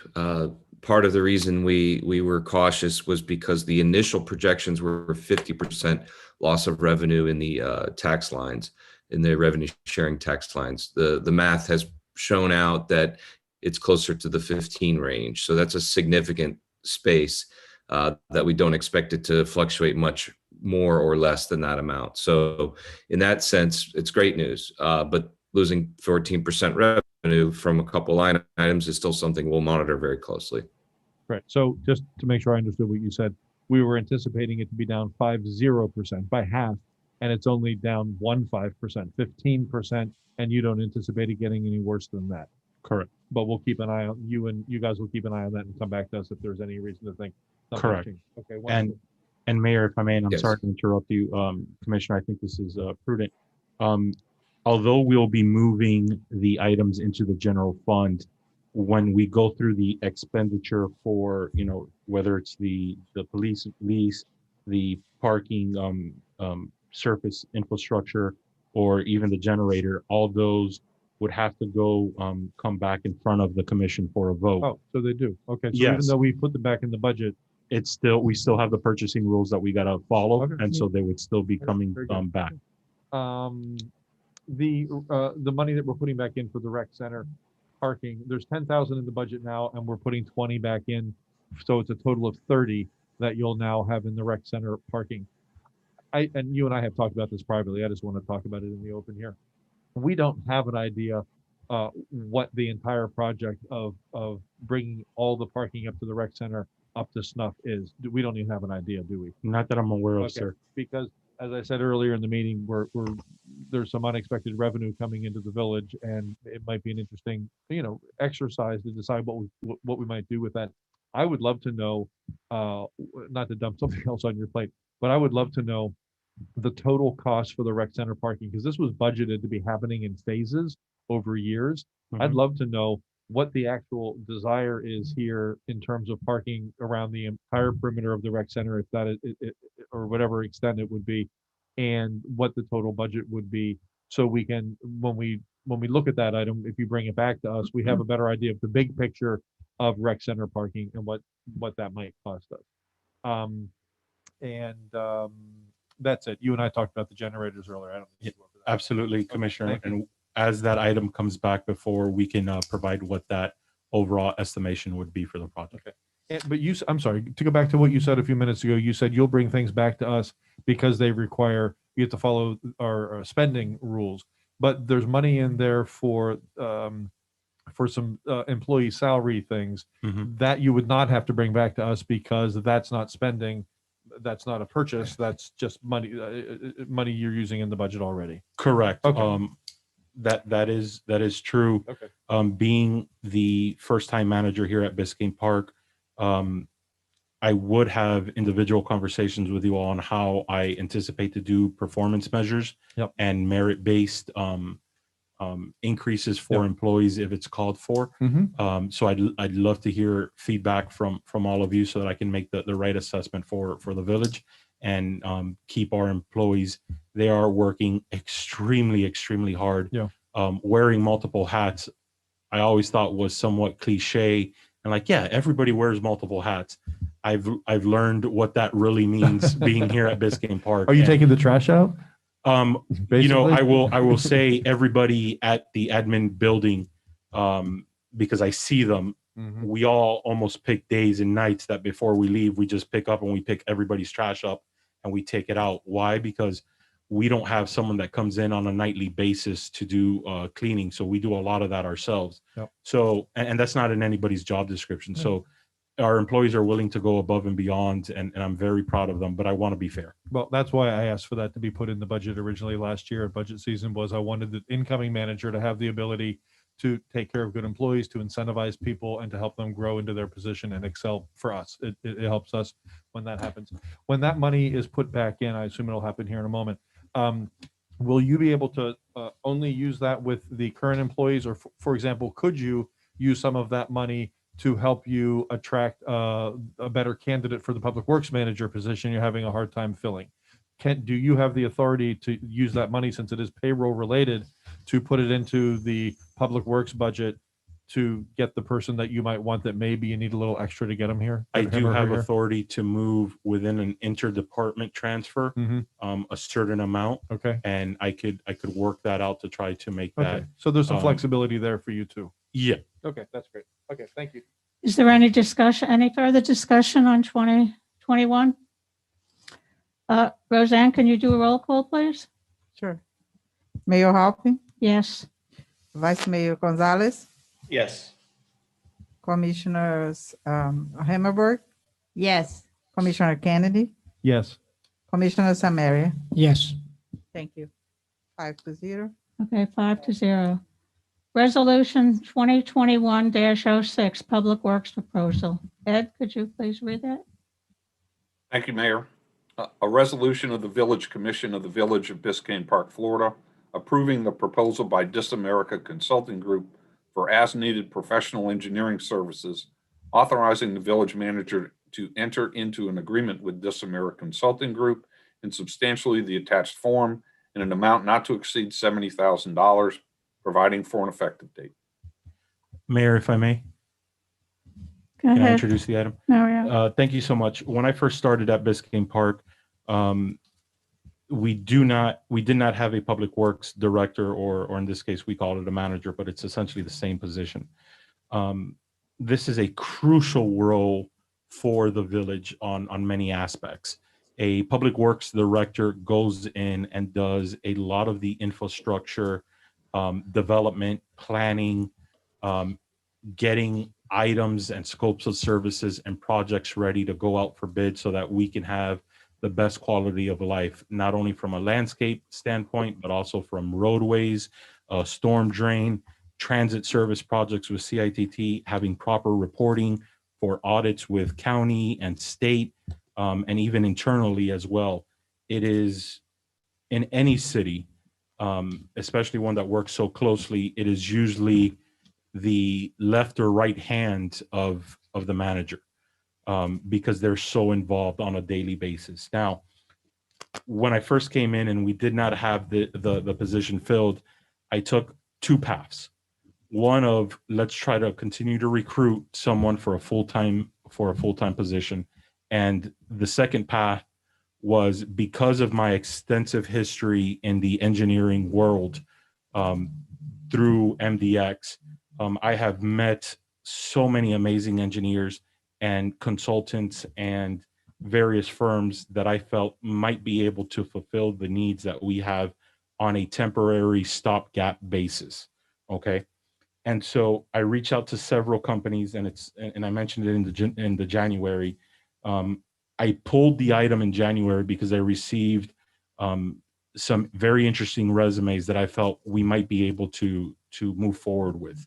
When I spoke to those individuals, essentially none of them understood the role of a public works director.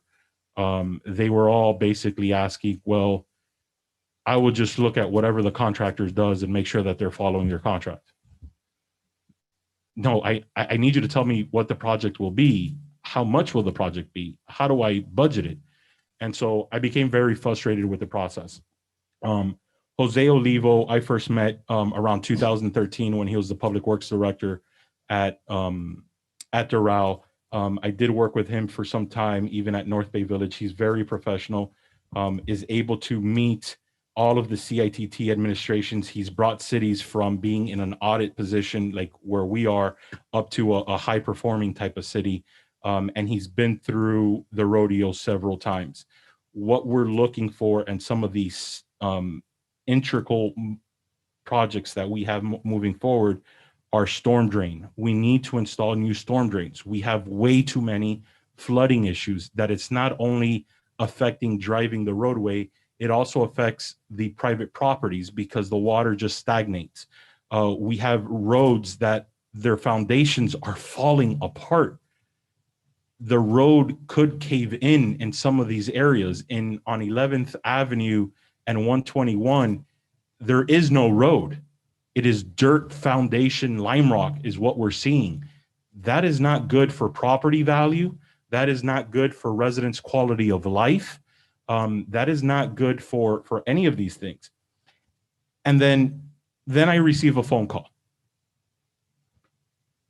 I have been friends with several at CITT before Javier Bentecourt has been there and since Javier Bentecourt has been there. They were excited to hear that I received this position. They wanted to see how this would work. They were thrilled, and they prefaced the phone call with, I can't believe you guys are done with the audits. I was like, well, I kind of came in the right time. There was a lot of people who've been working on this. Like, yeah, but sometimes somebody coming in really lights a fire and things just move super fast. And that's what happened here. And I was like, well, I'll take the credit, but there's a lot more people. Well, Mario, unfortunately, I'm going to have to tell you something, but you don't have a big leash. As a matter of fact, if you do not start using the funds that you have not used in a long time, we will take all the money back. That is close to $600,000 for infrastructure projects and about 300,000, and I think Paul can correct me on the numbers if need be, but 300,000 for transit services. The impact that money has on our village is a game changer, and we cannot afford to lose that. So this item that is before you is a consultant-based temporary stopgap. We won't stop recruiting, but we need to move forward. The way that I am structuring the agreement is a push button contract so that we have certain projects and scopes that he will address on a needed basis so that we can be mindful of the budget that we have and how much we are spending. And then we can actually see for the money that we spent, here is the tangible results that we received. It's not just we paid someone several $1,000s a month and we really don't know what they've done. That's not how I like to work either.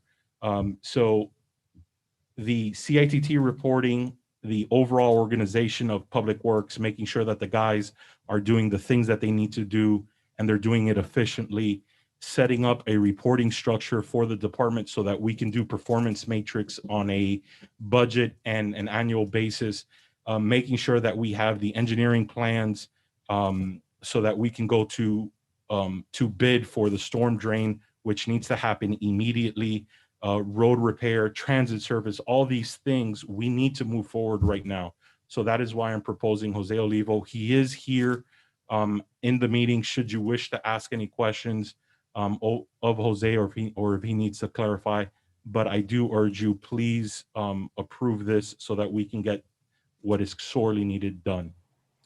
Before we have any discussion, any more discussion on that, I'd like a motion, please. I'd like to make a motion to approve Resolution 2021-6, Public Works Proposal. Constituent Service. Is there a second to that? I'll second that. Okay. Is there any more discussion? I'd like to hear. I'd like to say just a couple of things. I was not keen on this proposal when it first came around. I was more interested in getting a director for the Public Works Department. That was when we were not, I mean, obviously we've been struggling to fill that position, but now I've completely changed. We're at a different place now. We need to move this department forward.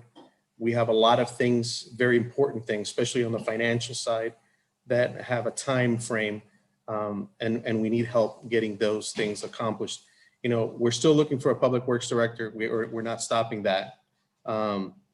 This is not a long-term agreement. Correct me if I'm not wrong there, Mario. Right? This is a per need agreement. Basically, when Mario needs something, he's going to reach out. There'll be a time allotted for that. There'll be a cost associated with that. This is not a monthly cost. That's just going to be cost on a monthly basis. And it's already allotted in our budget, right? It's going to max out at $70K for the year. So, at this point, for me, this to me is a no-brainer. So, I think it's a great thing. Madam Mayor, I'd like to make. Okay, Commissioner Samari. Like I said, I'm okay with this for right now, especially with CIT telling us that we have to spend this money now. We need to do these projects now. And we have to be able to trust the city manager. He's going to be sure that this consultant does what he's supposed to do. And if he doesn't, then this commission will let you know what we feel about it. I appreciate that. So I just think we need to spend this money as soon as possible. But like I said, I hope that you will continue to look for. I really would like to have a permanent public works. I've had this discussion with you that having a person in person to be sure that the employees are doing what they're supposed to do is my only concern. But right now we have a lot of work that has to be done. So I'm in favor of this. I wasn't in favor of the same as Vice Mayor Gonzalez said, I wasn't in favor of this. But now that we have the CIT and after the conversation that me and you had, we definitely need to get this done now. Thank you. Thanks. I think that's why we hired a manager to make decisions, and I certainly think that we have to do something. So this seems like a stopgap item, and I would hope that we continue every so often to run an ad to try to find somebody, a nice retired person who'd love to come to Biscayne Park. Absolutely. Okay, is there any other comments? Yeah, regardless of CITT, this village has neglected its roadways and its drainage systems for a very long time. I agree. And we need to do something about it. Okay, can we call the question? But now we have no excuse because we're going to be having a CITT money. So Excuse yes, I me. agree. Can we take a roll call? I want to say a few things, Jenny. Okay, Okay, so I have also struggled with this and was not in support of it. And here's how I view it, and I'm going to support it. But it's not. If it weren't framed to us, that this was a replacement, a stopgap for a public works manager, it would have been easier for me to consider this right out of the gate. I don't feel like it really is a replacement for a public works manager. I feel like it's a short-term solution to some very big problems that we have that you've listed already. So if you come to us and say, we need to hire an engineer to help us with these big ticket items so we don't lose the CITT money, so we get these drains put in, so we not just spend the money, but get things done for the money. I'm all in favor of that. I don't really see that it is one or the other. So I hope you continue to find a public works manager. And when you do, because I know you will, you'll find us a good public works manager. This may be something that you come to us and say, in addition to the public works manager, we still have these projects going on. Guys, I need you to help me fund this so we can continue using this engineer on these big ticket items until we check all those boxes off. I don't think it's one or the other. I think for now, if you came to us tonight and said, I'm hiring a public works manager, depending on who that person was and their qualifications, I might be inclined to say yes, and keep this person to help you get those big things done and have those people work together. So I see it more as a temporary thing just for these big things and not a permanent thing. But I wish they had kind of been, those two conversations had been separated from the beginning. I think this would have been a whole lot easier for everybody, but still we're here today. I have a couple of things, and I think most of the questions are for you, Mario, but if Jose's here and he wants to jump in, that would be great. What do you anticipate Jose will get done for us this fiscal and calendar year? When I say get done, I mean projects done, complete, just so we have an idea what we anticipate getting done, because Jose's not doing the work. He's not going to go dig holes and put drains in. No. That's not what he does, but he'll get us through the process of that happening. So what do you anticipate we will get by the end of this fiscal year or by the end of this calendar year, so we know what to expect? First and foremost, I think he'll be able to get a scope of service in place so that we can advertise for new storm drainage, which would then start construction in this fiscal year. Because it's not an active system, which means we don't have a pump that physically pushes the water to somewhere else, basically the canal. I think we could even, I would venture to say we could be close to completion, if not completion, of a storm drain project of close to $500,000 right off the bat. And any idea how many drains that might buy us? I'm not going to hold you to it, just a ballpark. Based on the cost estimates that Mr. Hernandez had for the plans that we have, and Jose needs to go through that to make sure it's an accurate number.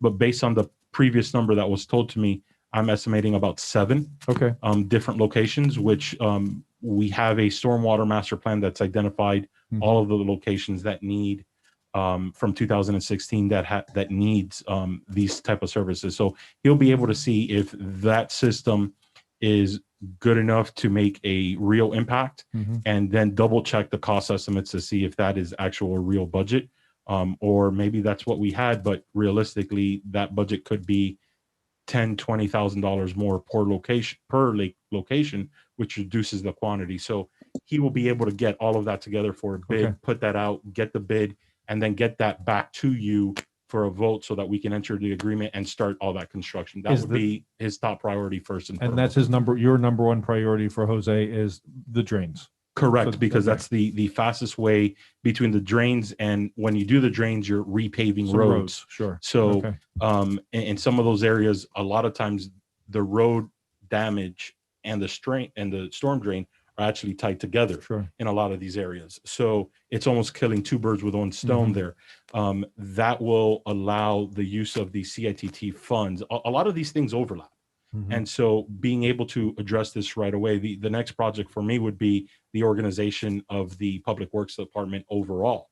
The guys are doing everything they can to maintain and to put out as many fires as they can, but they have not had leadership in a way in which everything is written out per policy. This is the work orders that we fill out. This is how we track this type of work. They're going around putting out fires as much as they can. But we need better structure, and he'll be able to provide that as well.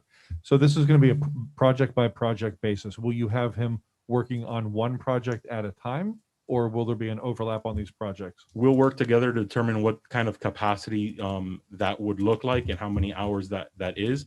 I think there could be overlap, especially in the beginning.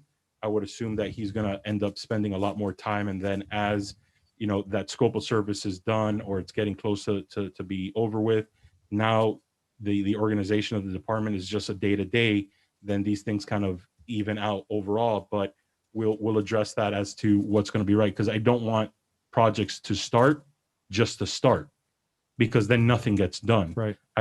I want to be able to have the full implementation from start to finish. Some tangibles that we can see at the end of a project, so Absolutely. we know this is working. If he uses subcontractors, do we pay those subcontractors, or No. he pays them? No, our contract is with him. Right. If he does a subcontract, we're paying him. It's his responsibility to pay the subcontractor. And we have no But at this responsibility point, to those subcontractors. I'm sorry? And we have no responsibility to those subcontractors. Correct. Okay. And the reason I ask some of these questions is there's a $70,000 public works manager budget that we're saying use in this way instead. Well, that $70,000 can go really fast, and I just want to make sure we see something for it at the end. I looked at the fee schedule that he provided, or the compensation schedule, whatever it's called, the hourly rates for the different kinds of work that he would provide, and when you average them out and divide it by that 70,000, it's really about 4.5 months worth of work of a full-time employee. Well, that, if we were full-time right now, and that's only like one man hour, as it were, at a time. If we took off out of the gate now, we'd spend that money well before the end of our fiscal year. So what I'm saying here is I'm going to support this. And you're expending a lot of political capital on this, and kind of in advance of having earned some of it, but you feel very strongly about this, and the CITT portion of it is really important to me. I want to make sure that you don't lose any of that money. A bunch of people here, not me, but a bunch of people in this village, and you work very hard to get that money back. And it's not a matter of just spending the money to spend it. We need to see the product that comes from that money. So I'm really, really hoping this works out. I want this to be really successful for the village. So let's see how this goes. Okay. Thank you very much. Madam Mayor, Okay. Madam Mayor, just one question. Is the alleyway going to be included in the construction? Because our alleyways are really bad. I mean, really bad. So for the example of 11th Avenue and 121, between 121 and 119, I believe it would be included, simply because hopefully with the guidance of Mr. Olivo, we'll be able to put some storm drain on there, which will reduce the amount of construction on 121 itself, so that way it doesn't impact the traffic, and it's lesser impact to the community from a construction standpoint. So that would be taken care of from a repaving standpoint. Other alleyways, there's a whole technical process that would have to be developed when we look for going to a competitive project and bidding project, so that they would be considered, but which one's more important over other streets, that I don't know. I'd have to refer down to the technical experts. Okay, thank you. No problem. Thank you. I think we all hope for the best. Can I ask one more thing really quickly? I just want to make sure I'm clear. Do you bring each project to us, or you do bring them all to us, each individual project? The individual projects, as it relates to storm drainage, road, and Mhm. all that, yes, would come back to the commission for approval. My individual project with Jose Olivo, no, that would be something that Understood. you're authorizing me to do now. Okay, Roseanne, can you call the roll, please? Mayor Hopping, Yes. Vice Mayor Gonzalez, Yes. Commissioner Heimelberg, Yes. Commissioner Kennedy, Yes. Commissioner Samaria. Yes. Thank you. 5-0. 5-0. Resolution 2021-08, early payoff of the loan. Ed? Resolution of the Village Commission of the Village of Biscayne Park, Florida, approving the early payoff of a loan, authorizing the village manager to do all things necessary in furtherance of this resolution, providing for an effective date. Do Madam Mayor. do we have a motion on that? I'd like to make a motion to pass 2021-8 early payoff of the loan. Is there a second? Is there a second on that I'll motion? second. Okay, any discussion? Yes. Madam, if maybe I can introduce the item real quick before Oh, we get I'm into sorry. discussion, Yes. would that be okay? Yes, please. As stated in the memo, essentially, back in 2015, the Village Commission adopted and borrowed $350,000 to complete the renovations to this beautiful log cabin, which is the identity of Biscayne Park. As of right now, because of the revenue that is coming in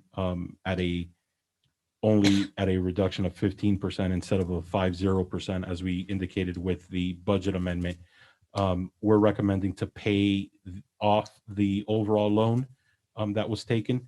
This will give a total savings over the life of the loan for principal and interest of $53,147.94.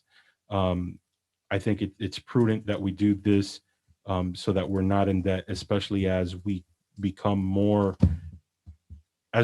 closer to the hurricane seasons and other items as they continue to approach in case of emergency.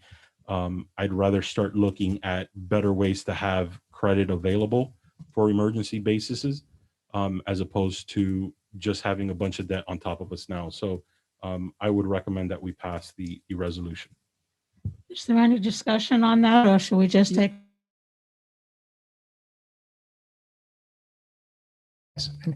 My question is, I already know the answer, but I want to be sure.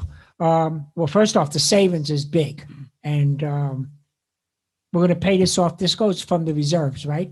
Correct, And the Commissioner. money that we're getting from FEMA and all of that is going into the reserves. Correct. Paying off this loan is not going to hurt us using up our reserves for any other reason, right? In our estimation, and Paul, I think you're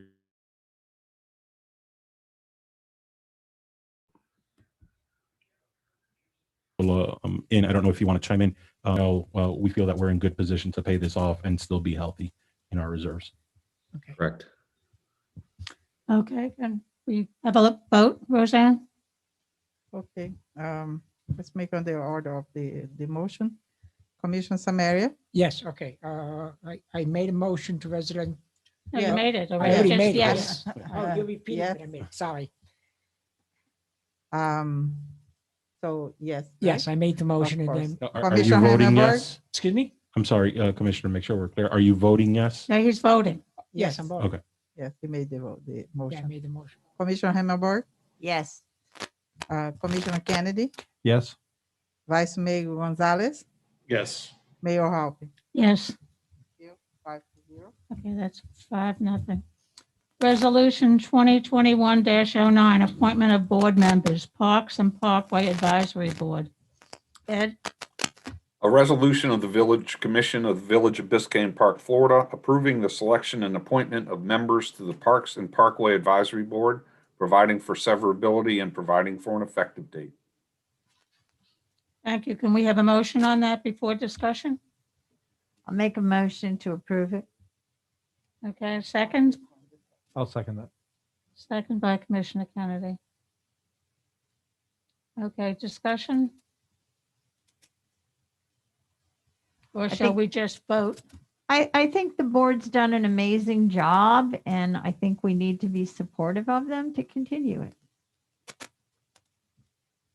May I? Go ahead. So clearly we're going to continue with this board, but may I request that we do this the easy way as we have the past couple of Yes. times where we each rank them 1 through 6? Yes. And the person with the lowest score, we go from that, the lowest score, the 5 lowest scores are on the board. But I'd also like to request that we automatically appoint the other person as in the reserved. alternate position. As the And I alternate. don't know if we have to do that on a separate motion, Roseanne, or can we just agree to do that now? We can do it right now. We can on agree the to do that CS. now? Yeah. Okay. So if we're all in agreement, I think that's a great thing. It makes it Okay. easy. Okay, Roseanne, call us but one by one. I don't care how you Okay. start. Mayor Hopping, Okay. Barbara Kuhl, 1. Audra McCullen, 2. Lynn Fisher, 3. Michael Rawson, 4. Randall Wagoner, 5. And David Raymond, 6. Vice Mayor Gonzalez.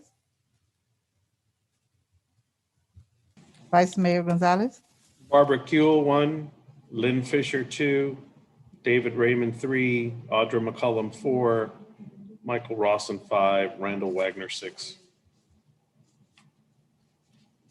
Commissioner Hammerberg, Barbecue 1, David Raymond 2, Lynn Fisher 3, Michael Rawson 4, Randall Wagner 5, and Audra McCollum 6.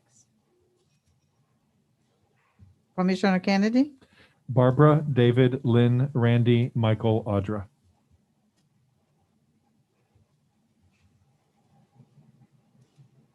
five only. I'm sorry? You said 5? I said all of them. That's 6. Oh. Barbara, David, Lynn, Randy, Michael, Audra. I'm sorry, I missed the. I think Barbara, Audra David, was Lynn. 6. You want me to go again? Yes, please. Okay. Barbara, David, Mhm. Lynn, Randy, Michael, Audra. Got it. Thank you. And Commissioner Samari, Yes, Barbara, 1, Lynn, 2, David Raymond, 3, Audrey, 4, Randall, 5, and Michael, 6. okay. I'm gonna do the tally real quickly. While she does this, may I just say something about the board, Ginny? Go ahead. While she tallies up the votes, I just want to thank Parks and Parkways. They really do some amazing work for us. It's a Yes, great they group. do. It's a great group of people. They work really hard. Even during COVID, they worked really hard and made sure our tree grant got taken care of last year. They are well on their way with the tree grant for fiscal 21 that we're hoping to get started on here in the next couple of months. They're a great group of people who care about our environment and our tree canopy, and we are very lucky to have them volunteer their services to this community. Do you have the results of that, Roseanne, yet? I second that. We know that. We wouldn't have them as a board if they weren't wonderful. We're tap dancing, Ginny. Filling the dead zone.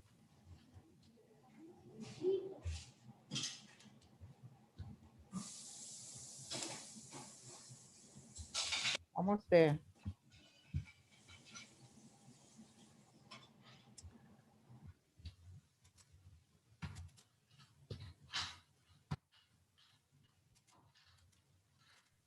Art, you're muted. Sorry. So for the Public Art Advisory Board, we had 2 people that submitted their applications late.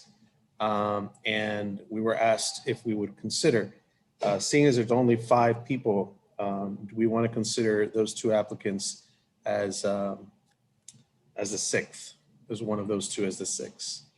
The 6 is an alternate. There's 7. There's how many? 7. There's 7 applicants. 7.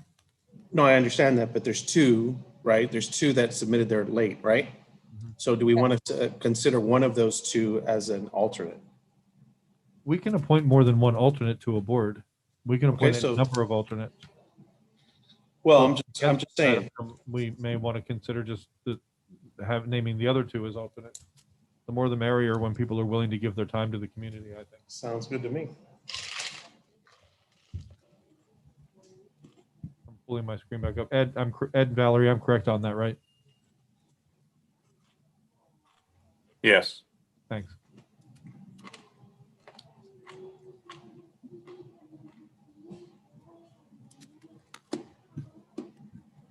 Okay, I add the numbers, the positions that they gave me. And I have number one with the less numbers, of course, Barbara Q. Second, Lynn Fisher. Third, David Raymond. Fourth, Alder McCollum. Fifth, Michael Rawson. And sixth, Randall Wagoner. Okay, Randall Wagoner would be our alternate. Alternate, yes. Thank you very much. Resolution 2021-10, appointment of board members to the Public Art Advisory Board. Ed? A resolution of the Village Commission of the Village of Biscayne Park, Florida, approving the selection and appointment of members to the Public Art Advisory Board, providing for severability and providing for an effective date. I'd like to make a motion that we vote on this and that the two people. Excuse me, we have to make a motion on that first. Oh, to accept that, Yeah, okay. to accept the resolution and to appoint the two people with the highest scores as the alternates to the board at the same time. I second that motion. Yeah, because we The motion is to accept 2021 appointment of board members, and Nancy Davis and Barbara Watts will be alternates. No, that we vote. No, that we vote on these and that the two people with the highest scores are appointed as alternates. Okay. That we hold a okay. vote, that we You mean vote on all Nancy and 7 of them, Barbara yeah. will accept their late Yeah. I'll second that. applications. I'm sorry, I should have said that more clearly.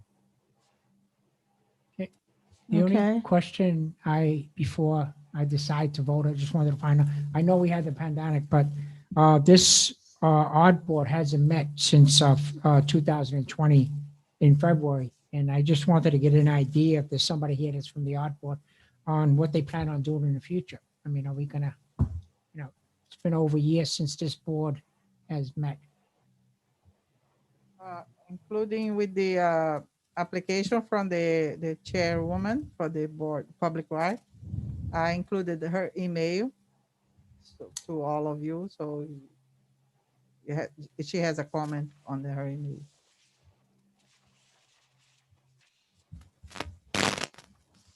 Okay, we're going to take a vote on this? Yes. Okay, can I call the board member? Mayor Harpen? Okay, Barbara Watts, 1, Nancy Davis, 2, Trevor Lafarge, 3, Joe Moore, 4, Amy Raymond, 5, Karen Maroney, 6, and Lori Mertz, 7. Vice Mayor Gonzalez? Amy Raymond, Karen Maroney, Trevor Lafargue, that one. Joe Moore, and Lori Mertz, Nancy Davis, Barbara Watts. Commissioner Hammerberg? Nancy Davis, Amy Raymond, Karen Marinoni, Joe Moore, Trevor, Lori Mertz, Barbara Watts.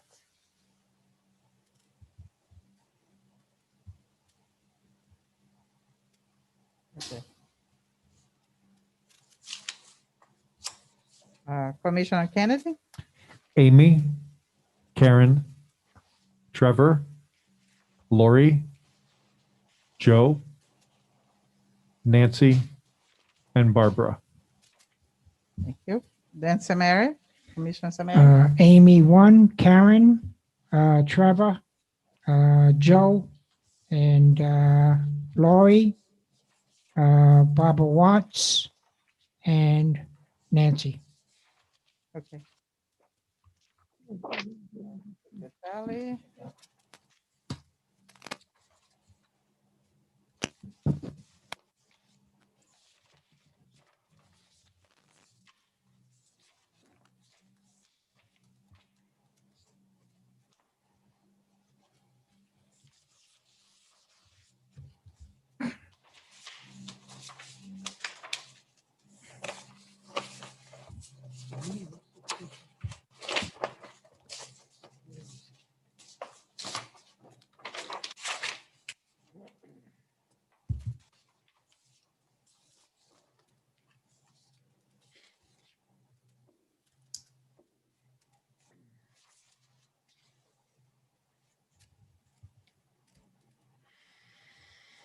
We should bring the adding machine when we have these votes. Huh, Roseanne? It's not, yeah, it's more, the trouble is to transfer.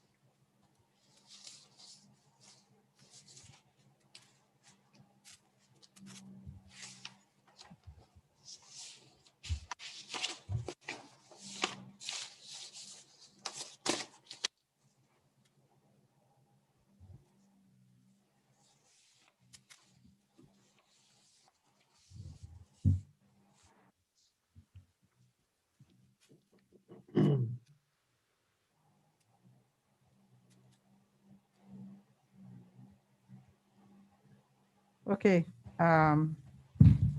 first place with less number is Amy Raymond. Second is Carrie Marinoni. Third is Trevor Lafard.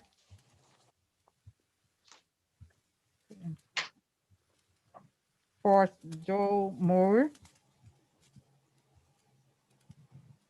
Nancy Davis, fifth. Lori Mertz, sixth. Barbara Watts, seventh. So Barbara Watts and Lori Mertz will be the alternates. Okay, thank you. Discussion, administrative citations, code enforcement fines. Vice Mayor Gonzalez, you're on. All right. I'll make this brief. For me, a good and fair code department is crucial for us as a community, right? So I've been speaking lately to a lot of residents, and I posted a question on Nextdoor as well to get some more resident feedback on how people in our community are feeling about our code department. And two things came out as glaring to me. The first one is that many people are confused as to in regards to what the rules are here in the village.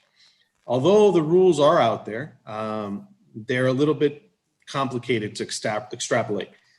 So one of the things that I've done is I've asked Mario to come back to us with some ideas on how we can make those rules more easily accessible to residents. That's the first part. Second part is many residents just don't see any improvement. So while I certainly don't want to look back at the past, for a very long time, and I think everybody is well aware of this, that code in our village was a joke. Our current code department, under the leadership of Chief Cabrera, has a ton of catch-up work to do because of the years of neglect in that department. So once again, I approached the manager and I said, hey, come back to us with some ideas. Give us some staff recommendations on perhaps some things that they're struggling with that we can help, to move things along so that, more people can see all the good work that code is doing. So I'll turn it over to the manager and he can share what some of those Thank you, Vice Mayor. In coming to the village, we started looking on a department by department look at how we can find further efficiencies within the village. And in a discussion with the chief and Mr. Rodriguez, as we were talking about code, I think the vice mayor was in Village Hall signing some documents at one point. And he was like, I want to talk about that. Come back with some recommendations and let's have a discussion with the commission. It's a topic that is good that we're bringing for discussion. and where it leads and how it moves forward would be important as well.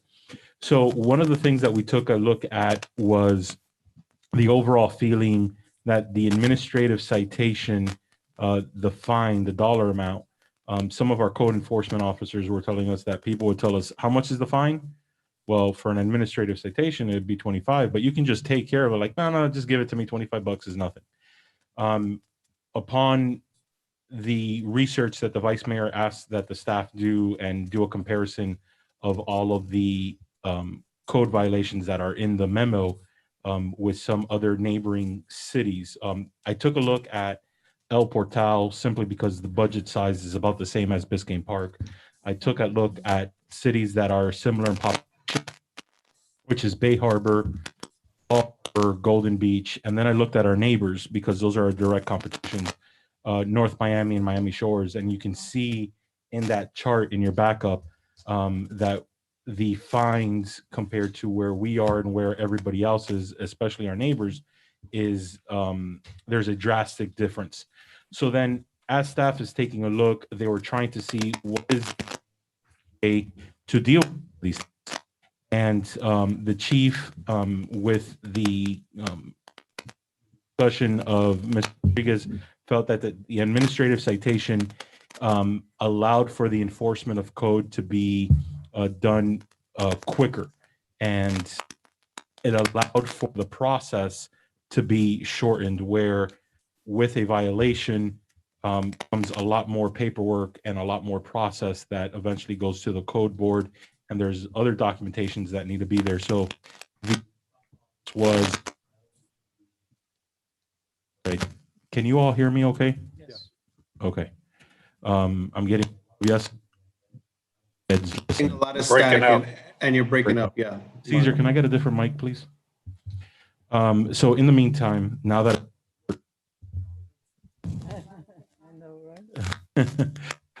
so in the meantime, they looked at the various codes that they felt might be a good idea to move to the administrative citation.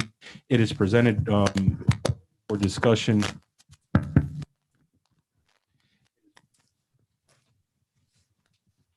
One, two. Okay, it is presented to you in the memo for discussion. Some of these might be good ideas. Some of them, it was at least worth considering. However, at the end, we just wanted to provide several options in which you had an opportunity to discuss to see what is in the best, what would put the village in the best position to have a fair, equitable, and consistent code enforcement department. If you like, I can read off the bullet points, but I think it's self-explanatory within the memo.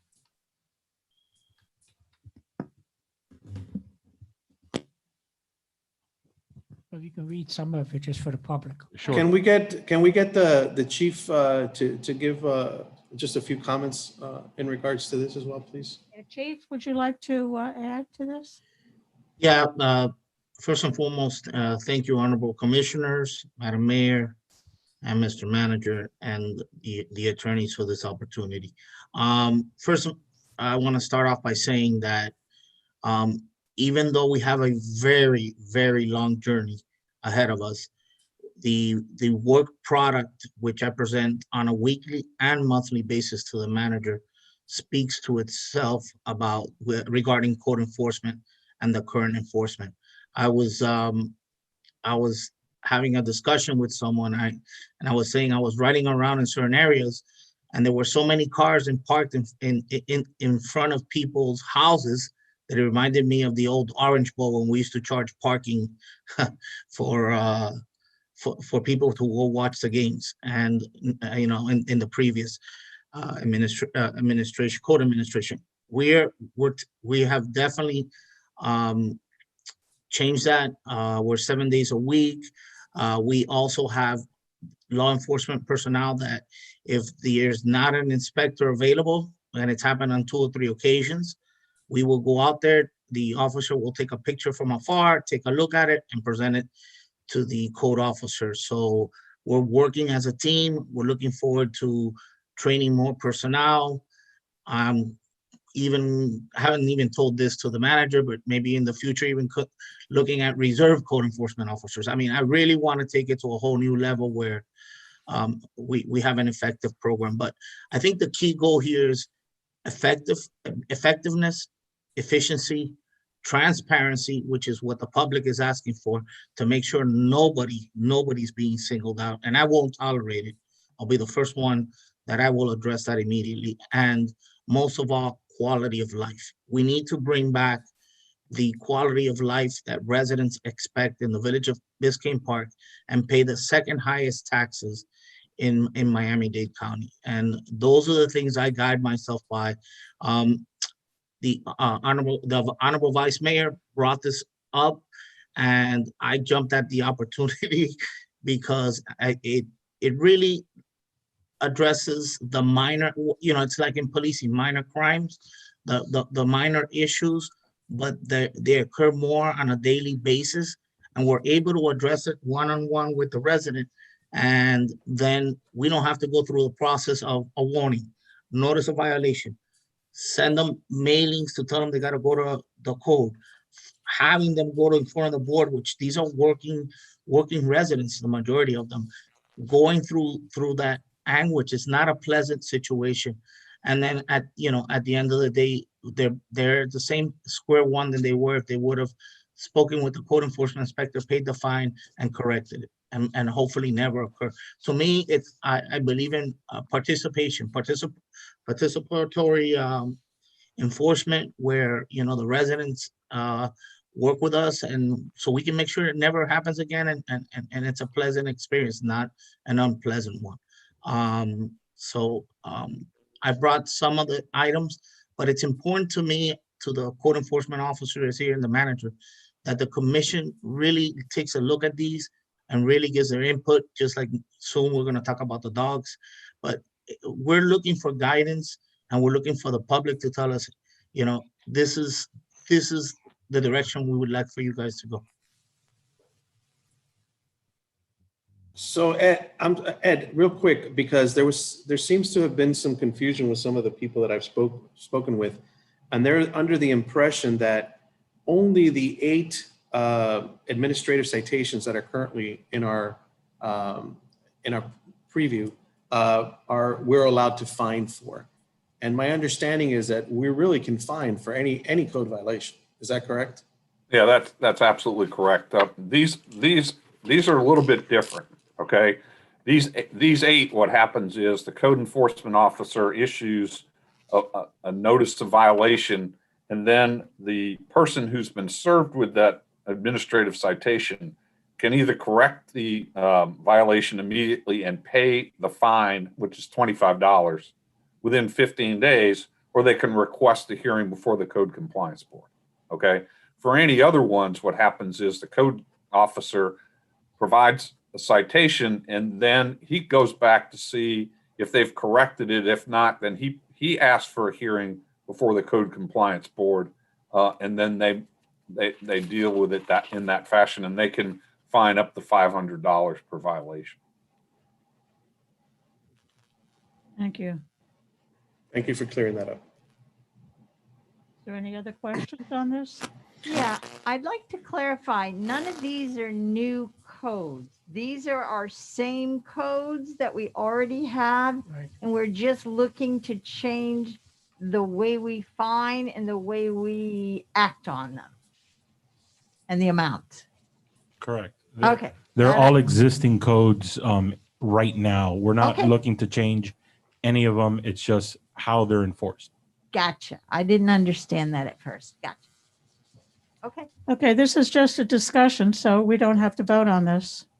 No, there's no vote taken. It's just a discussion Just whether ideas. you anybody want us to else? move in a certain direction, you want us to take any type of action to bring back to the commission feedback, good idea, bad idea, anything like that. Is there any way that we could let the public know what fines and stuff will be before we start enforcing this?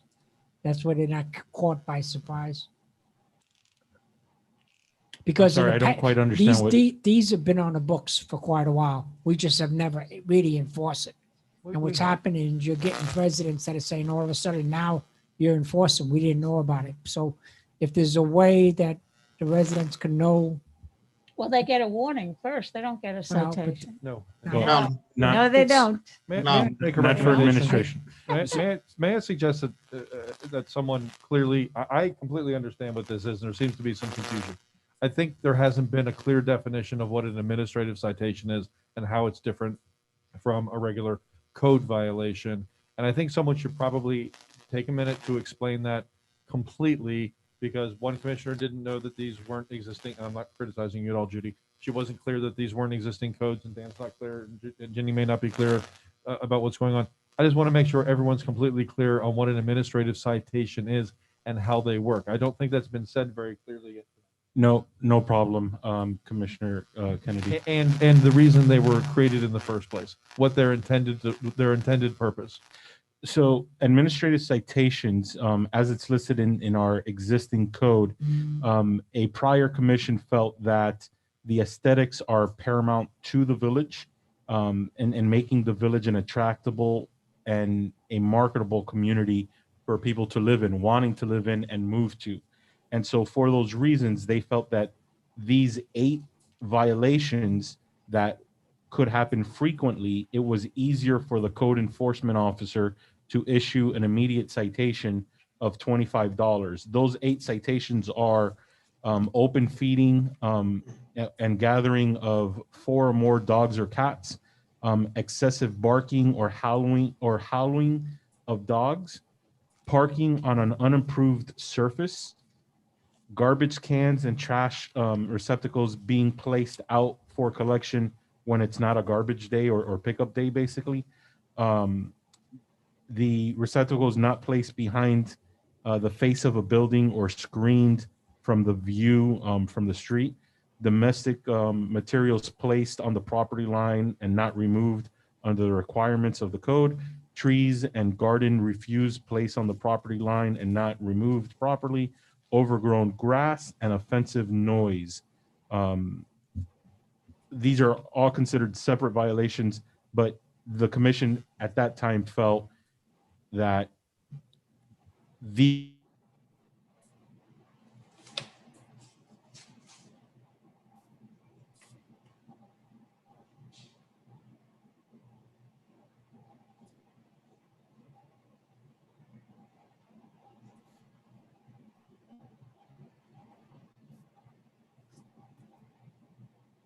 administrative citation is done. I personally have not seen too many places that has the administrative citation, but it's working for Biscayne Park. And so if it's working for Biscayne Park, then the question that is being presented now for at least discussion is, should we expand that list to also include some additional, and some of the ones that we thought might be able to be expanded into the administrative citation would be when we identify the unpermitted rental properties, when we find the junk and derelict vehicles on the property or in front of the street or in the swale, real estate signs within the right of way, maintaining certain prohibited animals on the property, commercial vehicles, in this case, especially category 3 in our code that refers to tow trucks, car carriers, semi trucks, the trucks with the ladders. They can still be parked on the property. They just can't be parked like in the driveway. Essentially, there's a certain way they need to be parked. Miscellaneous junk and trash and unsightly items stored on the property that's visible. RV trailer and a watercraft, objects, rocks, landscapes within the right of way, and then the various cleaning, painting, repairs of house, fence, roofs, awnings, driveways, etc. And then making sure that the street address is properly located on the building as required by the code. So staff felt that adding these, or at least bringing these up for consideration into administration, would be easier to enforce and make the process shorter as opposed to going through the lengthier process. Okay, thank you. So Are there any just so other? everyone's completely clear, these are all current codes. Some are just treated in a more expeditious manner than others. Correct. And you go to an immediate fine, which you can still go fight. you still have the opportunity to fight it. Correct. Rather than going through the courtesy. No, it speeds the process up for some things that are kind of very obvious things you probably shouldn't do. And they're also quick fixes, many of these. Correct. Understood. Can I ask a couple of questions of the chief since he chimed in here? I guess it's the chief I would ask these things to. Yes. Chief, are you there? He's No? there. Okay. So when we say that staff brought these to you, what staff was involved in this? Were the code officials involved in this as well? Yes, Mr. Rodriguez, who's considered our code supervisor, was involved, as well as Police Chief Cabrera was involved in the discussion as well. Okay.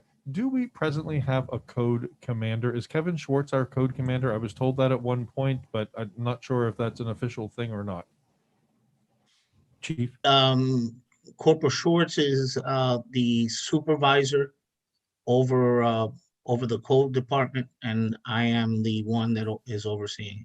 Great. So there's a hierarchy there. That's great to know. I don't think that's widely known. And when we talk about communications here, I'm going to bring that up in a moment.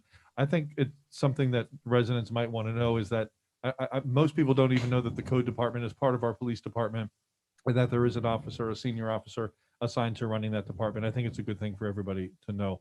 As a matter of fact, I'm not sure that the code compliance board members are all aware that there's a code commander. I had a conversation with one of them after their meeting last week, and they had no idea about that structure that had been changed in the code department, and they work hand in hand with them. So I think some of that might be clarified better. Another question I have, Chief, and I think Ephraim is in the meeting as well, if he wants to answer. When the guys are out working in the field, do they have the ability to, in their car, without coming back to Village Hall, do they have a device or anything that they can pull up an address and see other violations at that address? If they're a repeat offender of the same offense, or do they have to go back to Village Hall and find that out? All of our employees now have laptops. Exactly how the system that they use to input those, I don't know. So I'll let staff answer the more technical aspect of it. If I may, can you hear me? Yes. Yes, sir. Yes.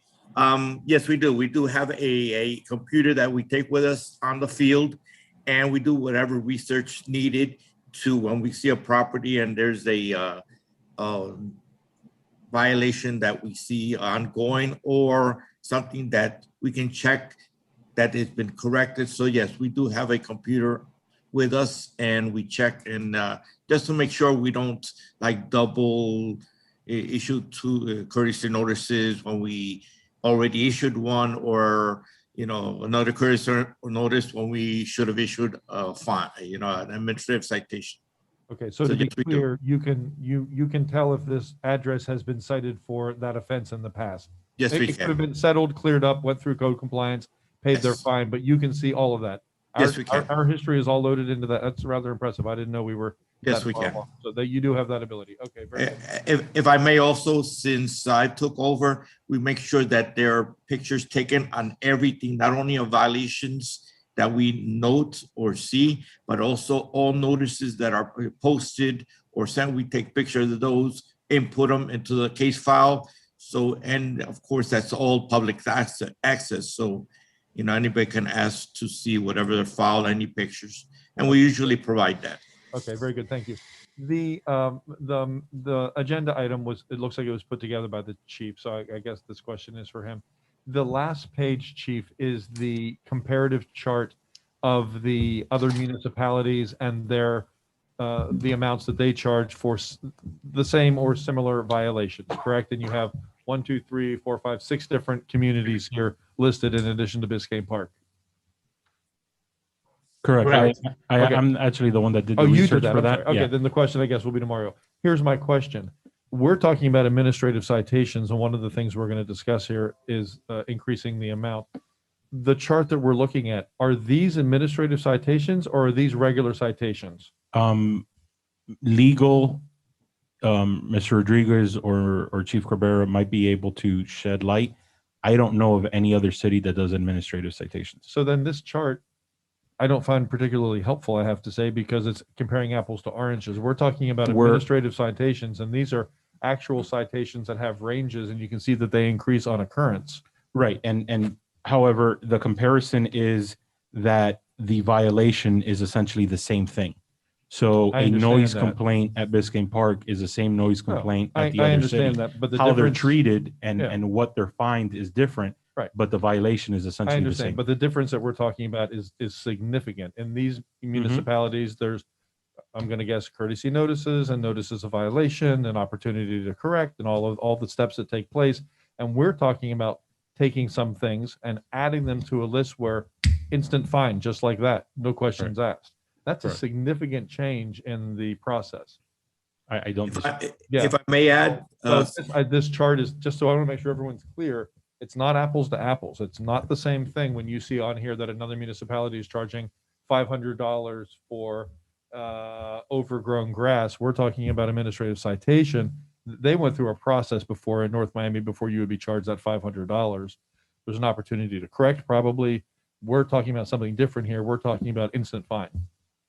Correct. For Okay, Biscayne just Park, make sure that's what. everyone's really clear on that because it's very different to put someone through the process and give them an opportunity to correct versus hand them a fine and say, pay this now.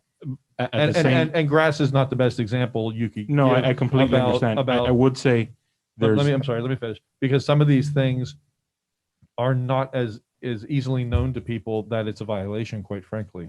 And some of these things are violations that people may have been doing for years, decades, some of these things. And all of a sudden, if we do this, we're giving our code officers, and this is nothing against Ephraim and the department, but we're giving them the authorization to impose immediate fines on people for something that they could have had on their property for 30 years. I have had that for 30 years. I haven't had that for 30 years. So it just seems like that's where we start getting on a little shaky ground with residents. We have a responsibility to the residents as well. Okay, those are a couple of pieces of information I just wanted to have before we have the discussion, but I'll let other people talk because I have some other notes I want to go through as well. Is there any other discussion on that? Yeah. Go ahead, Matt. I like the idea of a first citation being lower and a second violation for the same offense being higher.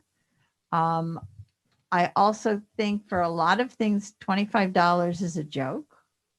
And that definitely, not for everything. I don't think everything has to have the same amount where now everything's $25. I think certain things are much more serious and potentially more dangerous, and it should be a higher fine than that. Yeah. Any other? All Commissioner right, Samaria? I'm for the giving a courtesy notice first, giving the people the opportunity to fix the problem. Because I think the purpose of us is not to be collecting money, is just to get Biscayne Park up to code. So I think we need to work with the residents. Now, if they're doing it more than once, then of course that's different. But I think we need to have the courtesy notice, give them the opportunity to fix the problem, and then go with the process of the different prices for fines. Is there any other discussion on this? With that, Mayor, if I may, one definite option, and I don't know what the appetite would be. As Commissioner Kennedy has mentioned, it's not an apple to apple, but it is probably still fruit to fruit. And as Commissioner Samara has brought up, to give that courtesy warning first.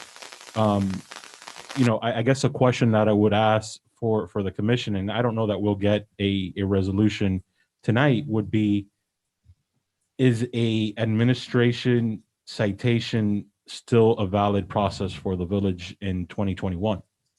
I don't know that.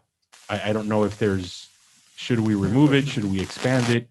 Should we only consider a couple of these things? Should we leave it the way it is? That is why we wanted, and we were happy that the vice mayor wanted to bring this to discussion, because we wanted to have that type of discussion with you all. And maybe there's an opportunity to say, hey, we have some parameters of things that we like and we don't like. However, let's expand this discussion to more open forum of a workshop with the code enforcement board or anything like that, where we can start having even more public participation before we move forward with the next step. But is an administrative citation needed? It's a valid question to consider. Madam Mayor, I do like that idea. I think that we do need to have I'm usually against workshops, but I like to have participate of the residents on it. So what you said is exactly before we go forward with on that, just to have a discussion and let the residents see what they think of it. I think that sounds like a possibility to do a workshop. I mean, we can come up with, Commissioner Mayor. Kennedy, come up with solutions and stuff, but bring our solutions that we're going to come up with to the residents at a workshop May I say a couple things? to get an idea. Well, Jenny, I'm sorry that my comments annoy you. Every time I say I want to say something, I get an eye roll. I mean, we're having a discussion here about a very important item in Go the right village. ahead. I don't appreciate the eye roll every time I say, and I'm being very gracious and saying, may I say something? Go ahead. Great, thank you. Okay, so first of all, I want to say thanks to Art for bringing this up. It's a big item, and we have some big things to tackle in this village, and this is one of them. And I think I'm very grateful as a resident and a commissioner that Art brought this up. So I'm very happy that we're going to have this discussion, and I certainly am all about better code enforcement for the village, and I agree with everything about how it impacts our quality of life and the community overall. I'm all for increased code compliance. It needs to be objective and it needs to be even-handed. Those are my concerns. Having been on the receiving end of code being used as a weapon against a resident, I know that those concerns are very real. So when I hear people say them, even though I know in their instance it may not be a valid thing, I understand what it feels like to be on the receiving end of that, because my husband and I were on the receiving end of code coming after us, targeting us at someone's direction, I guess, and having things thrown out very unceremoniously in a ridiculous way. So it's real. I believe it. I know it to be true. However, these are two completely different issues for me. The increase of fine is easy for me to agree to. The $75, I would vote to push that through tonight, no problem. The other conversation about adding other items to the administrative citation list is where I have a problem. I don't think we're in a position right now in this village. I think we will find ourselves in the position in the future to consider doing that, but I don't think we're there right now. Right now, we have a new commission. It's always a new commission every 2 years to some degree. We have a new code department finding its feet, doing a really good job. It's been moved under the police department not that long ago. They're all feeling their way through this, and it sounds like the chief is really applying structure, which is great. And I know the guys are out there working. We also have a new manager in place. And he's very busy with some big ticket items we've handed to him. The bottom line is, I don't think we have the political capital right now for this big ask for this community. Administrative citations should be completely objective. And I think some of the current ones may not be, they might have a little bit of subjectivity in there. And some of the ones that are on the list for us to consider tonight are a bit subjective for me. If you guys want to talk through this entire list, I have notes on every single one. I have fully fleshed out notes, and I'll be happy to do that. But I'd rather not even have that conversation tonight. I think code has plenty of work to do right now. They have so much to catch up on. And when I look at that current list of administrative citations, I can walk around this village and find hundreds of violations from the current list that aren't being addressed. So it's not like they don't have enough to do. They have plenty to do. I think we should let them get themselves completely structured and organized, working great with the code compliance board. I attended the meeting last week. There's a little bit of work there to do in that regard still, certainly. But I don't think we're there yet. We're not adequately enforcing the administrative citations they have now. But here's my biggest reason why I don't want to support adding more administrative citations. And it goes back to a word you've all heard me say more times than you want to hear, Mario. I said it from the first time I met you at your first interview. Communication, communication, communication. Our communication in this village is abysmal. It might be one drop, better than abysmal, but it's still abysmal, right? So we have people who don't know what code is. We have residents who don't know what code is. People who've had the same violation on their property for years and years and years. And now, and it's not like we're inventing new code. We're simply saying the code department can go write an immediate ticket. If we do this, they can immediately find someone who has no recourse but to pay that fine or go through. They don't have an opportunity to correct. They have to go through code compliance if they choose to fight it. I think it's onerous. I really do. Right now, if code didn't have anything else to do and they were ready to take the next step, I'd be all for this, a conversation about what those items might be, but I don't think we're there yet. I think we need to have much better communication in this village. If we pass this, I know we couldn't pass it tonight, but the night that we would pass it, the vast majority of residents, that means everybody except the people in the Zoom room right now, basically, would have no idea it happened until all of a sudden a sticker showed up on their door. And they aren't being administered properly right now. We literally have hundreds of them. I walk almost every morning. I walk, and I can take you on a tour of them right now. So I can't support this now until we run a tighter ship and we have better communication.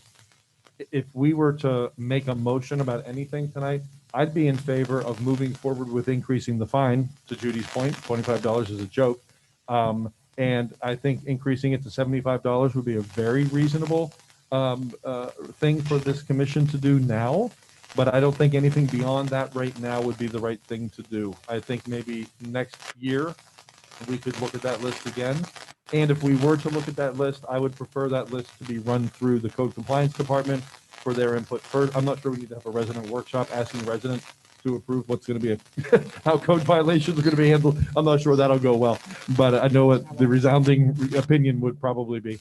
But I would rather the list that staff worked on, and I have no major problem with a list, but I'd prefer that list first run through code compliance, certainly, planning and zoning. I'd even want Parks and Parkways to take a look at this, because there are things that each of those boards might look at in a different way and come back with suggestions. And they might add things to the list that weren't thought of before, that I think we need to cast a bigger net. It's a bigger conversation that I think we should have tonight. So if anything happens tonight, I'm all in favor of increasing the fine to $75. Art, thank you so much for bringing this. And Chief, thanks for all your work on this. But I don't think we're ready for anything more right now. Thank you. Is there any other discussion? Chief?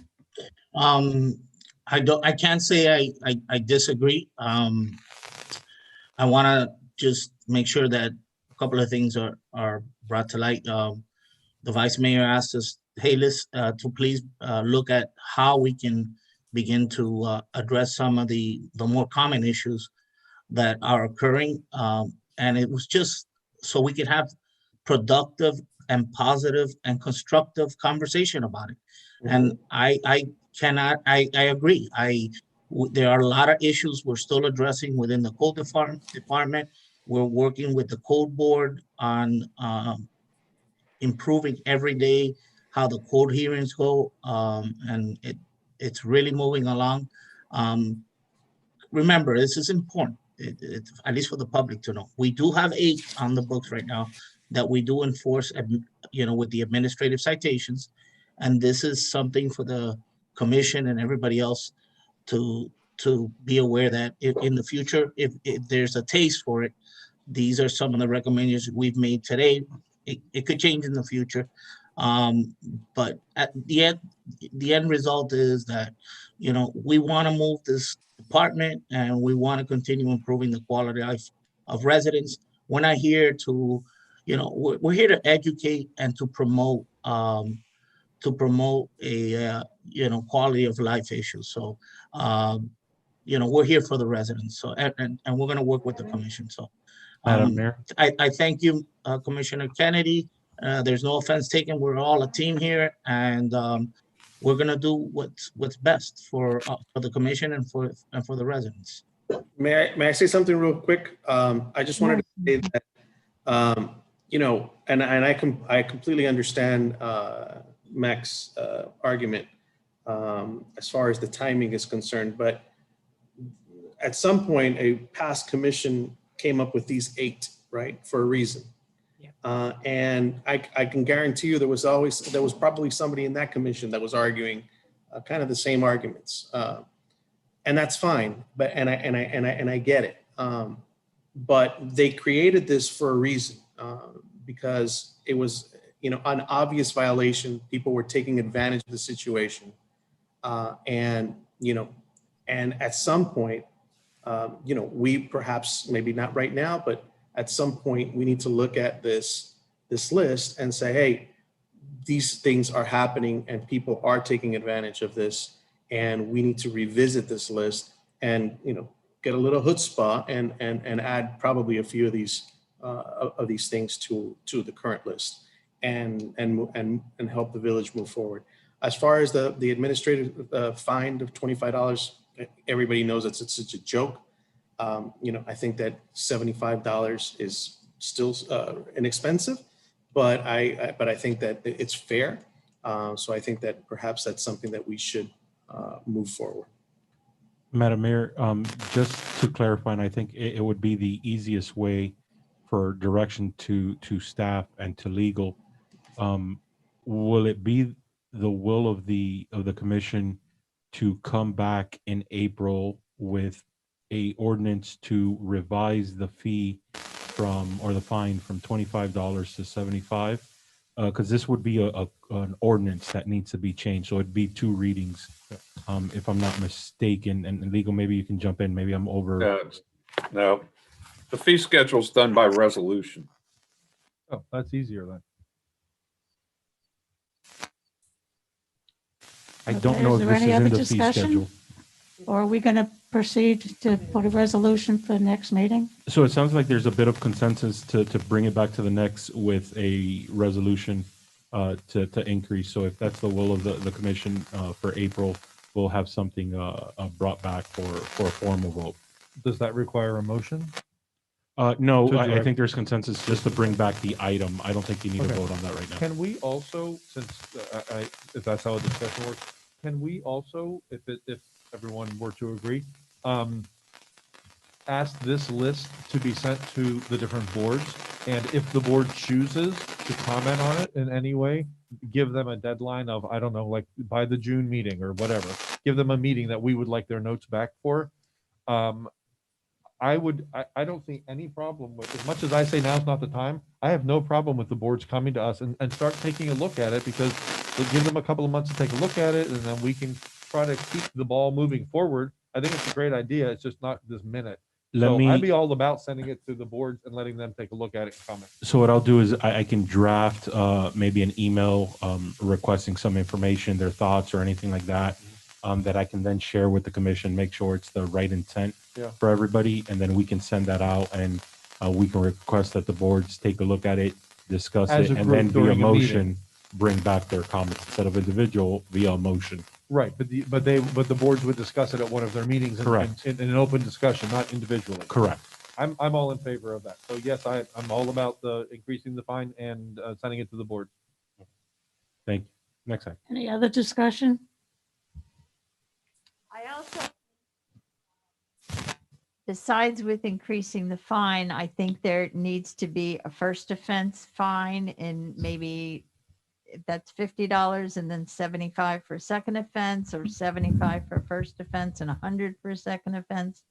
I think it needs to be staged, Well, I'm because glad you brought that up, because that's why I asked if they had the ability to see that, because when they're out in the field, they would need to be able to look up and say, oh, Right. I gave Mac a fine for his trash can 2 weeks ago. This time it's 75 instead of 50. Right. So I'm good with that too. because I think it's too easy for people to say, I'll pay the $25, who cares? And that's not what we're As- looking for. As long as the courtesy, again, I still say the courtesy notice has to be given. No, before there's we no start. courtesy notice for Well, these then things. I These are can't administrative support citations. I can't support fines if you're not going to give the resident the opportunity to fix the problem. Commissioner Samaria, in the current administrative citations, listen, but don't shake your head. Listen to me. In the current administrative citations, there is no warning. It's the 8 ones that we already have, they automatically get a fine. You're not going to get a warning for leaving your trash can out. Who cares? I'll bring it back in. So the 8, unless you want to change the 8 that we currently have, you want to eliminate them. Those are already there. They're already getting citations without a warning. That's not up for discussion. That's already there. That's part of the deal. What we're talking about is perhaps adding several more to the current list. That's all. And that increasing the fine. happened. I had a friend who came by and did some trimming and left a pile at my swale area. And by the time I got home, I had a fine. And That's your friend, you said? I hope they took you to dinner. So may I ask a question? Oh, of the- no, May I they ask a paid the question of the fine. chief? Chief, to Judy's point, is it possible for the code department to do what she's suggesting? Issue an administrative citation for a certain amount And then if there's a second offense of the same violation, I would think, Judy, within some reasonable period of time, like, if they do it 10 years later, I mean, come on, we need to get over that. But like if they do it again within 6 months, does the code department have the ability to pull that off? Could they cite me for my trash can and then next month cite me at a higher rate? Would they know that? Would it be immediately? I don't want to slow the department down from working in the field either by having them try to find that information somehow.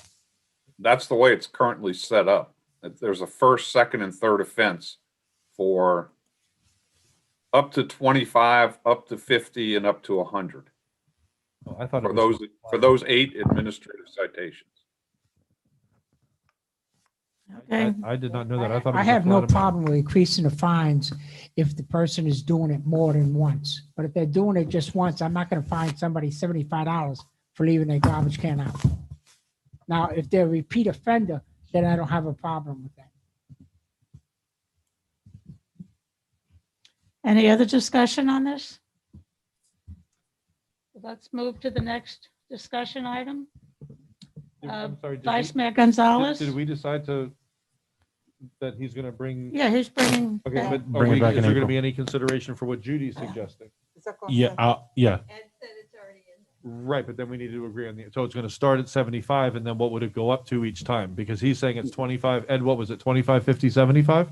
25, 50, 100 is what Ed 25, said. 50, 100. So now we're talking about increasing the first offense to $75. What would number 2 and number 3 be? I can't support that. And I'm not sure that they should all be. I mean, I don't have a problem with some of the things being 25 and others being 75.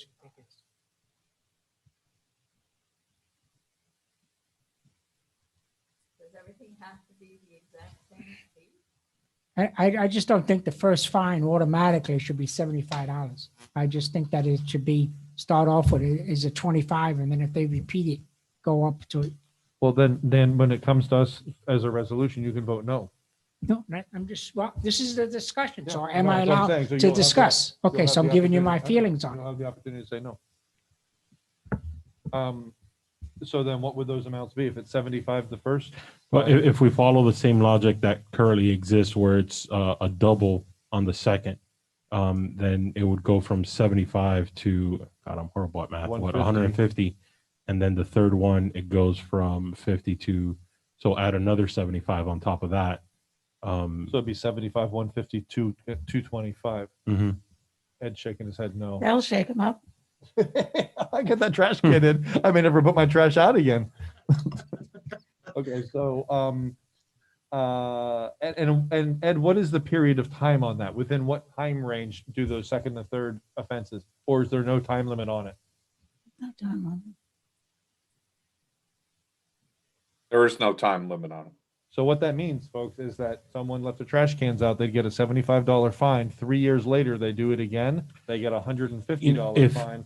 And 5 years later, they do it again and they get a $225 fine. If it's okay, what I'd like to do is kind of just take this back, kind of digest a little bit of our discussion here and work with legal to bring back either a resolution or another discussion item to see if we want to do an ordinance change where we would limit, I know the fees themselves is through the fee schedule, but if we're talking, we want to limit to multiple violations within a 12-month period, right? Within 1 year, Yeah, that then makes you get sense. the increasing.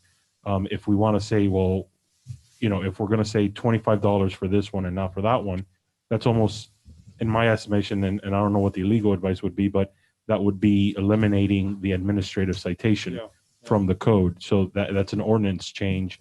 The administrative citation, you just want that simple one time. If not, you just do Simple. and as Commissioner Samara said, you give the warning, even if it's 24 hours, and then the next day you go back and you give a violation, whether that's 25, 75, 150, 500, like in some other cities, whatever the case may be. I think there sounds to me like there's consensus of we should be looking at the fee schedule. But let me kind of talk to legal as to what exactly this was established well before any of us were around. So I'd rather be a little bit more of an expert, and if I have to come back with another discussion item to then get direction for an ordinance, great. If it's just the fine because, oh, it did have some kind of time period that it was somewhere else in the code or whatever that might be, then we can bring it back as a fee schedule, which is a resolution. So, But we need to any do a little bit more increase in the homework. fine would be within a 12-month period. If And another concern I have is we've got Waste Pro and they don't always pick up the garbage. So are people getting cited for the next day when they're expecting Waste Pro to come and Happening. No, I don't believe code is enforcing that simply because we have a he said, she said. I'm getting emails, hey, you missed my pickup, and then Waste Pro, yeah, we'll pick it up tomorrow, and then it's been 2 weeks. So I don't believe code is enforcing the having the bins out or the yard waste at this moment. I definitely like to hear from Code on what they think about the fee structure. Code board, I mean, would Code tell board, you- excuse me. I Code would board. tell you to steal the line from Valerie and Ed. That's a legislative decision. From an administrative standpoint, we are simply going to enforce and rule. It's not whether we feel it's too little, too much. I think it's almost out of place for us to tell you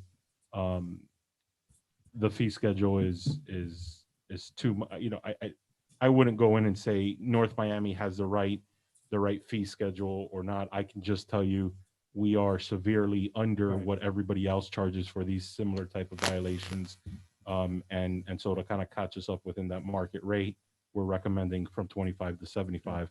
Whether that's appropriate or not, we leave that up to the decision of the. And have you found, and have you found out with the other cities that it's been successful with them raising the money up? Has it done the job?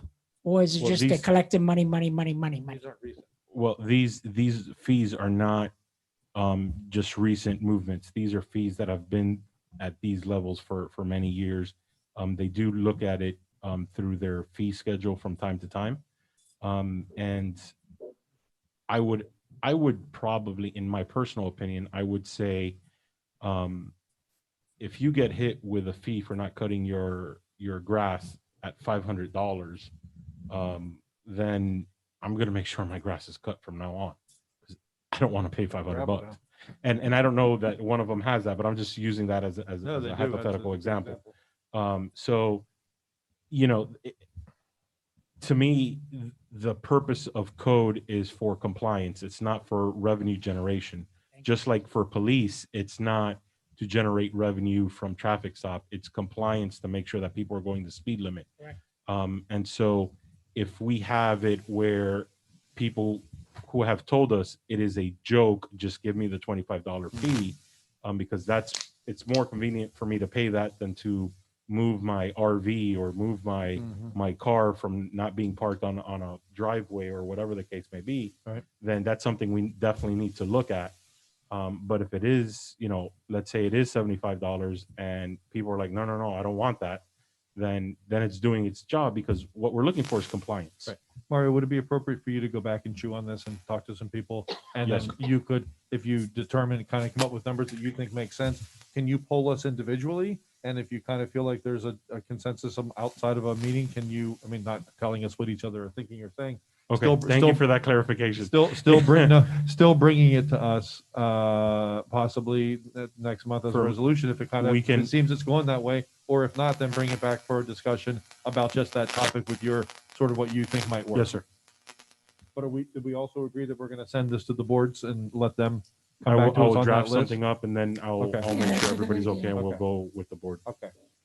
I'm happy with all of that. Thank you for bringing this to us, Art, and Chief as well. Is there any You other guys worked discussion this on that, or can we move to the next item? Vice Mayor Art Gonzalez, dogs in public areas regulations. Woof, woof. All right, so You barking? no, that was my dog. I was kind of surprised to hear that we cannot, we cannot enforce the code that the county currently has in regards to dogs that are off leash. I thought we could, and Chief explained to me that apparently we cannot. So I'll let the chief explain that a little bit to everybody, and then I'll just chime in a little bit about this particular issue.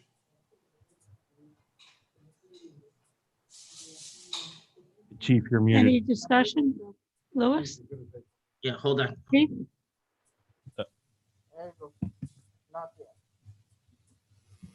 You remuted yourself. Chief. There you go. Okay, go ahead, Chief. Roseanne, can you hear me now? Yes. Yes. Okay. All right. So I had a discussion with the manager. I also met with several of the chiefs from local departments to kind of get an overview of what's going on. I also had a discussion with Yvonne Villar, which is the police legal advisor from Miami-Dade County. And I had an opportunity to talk to Commissioner Sally Heyman about this issue so I can get a broader perspective on how best to address this issue. And I will tell you that having a discussion with the manager, we're probably going to have to sit and meet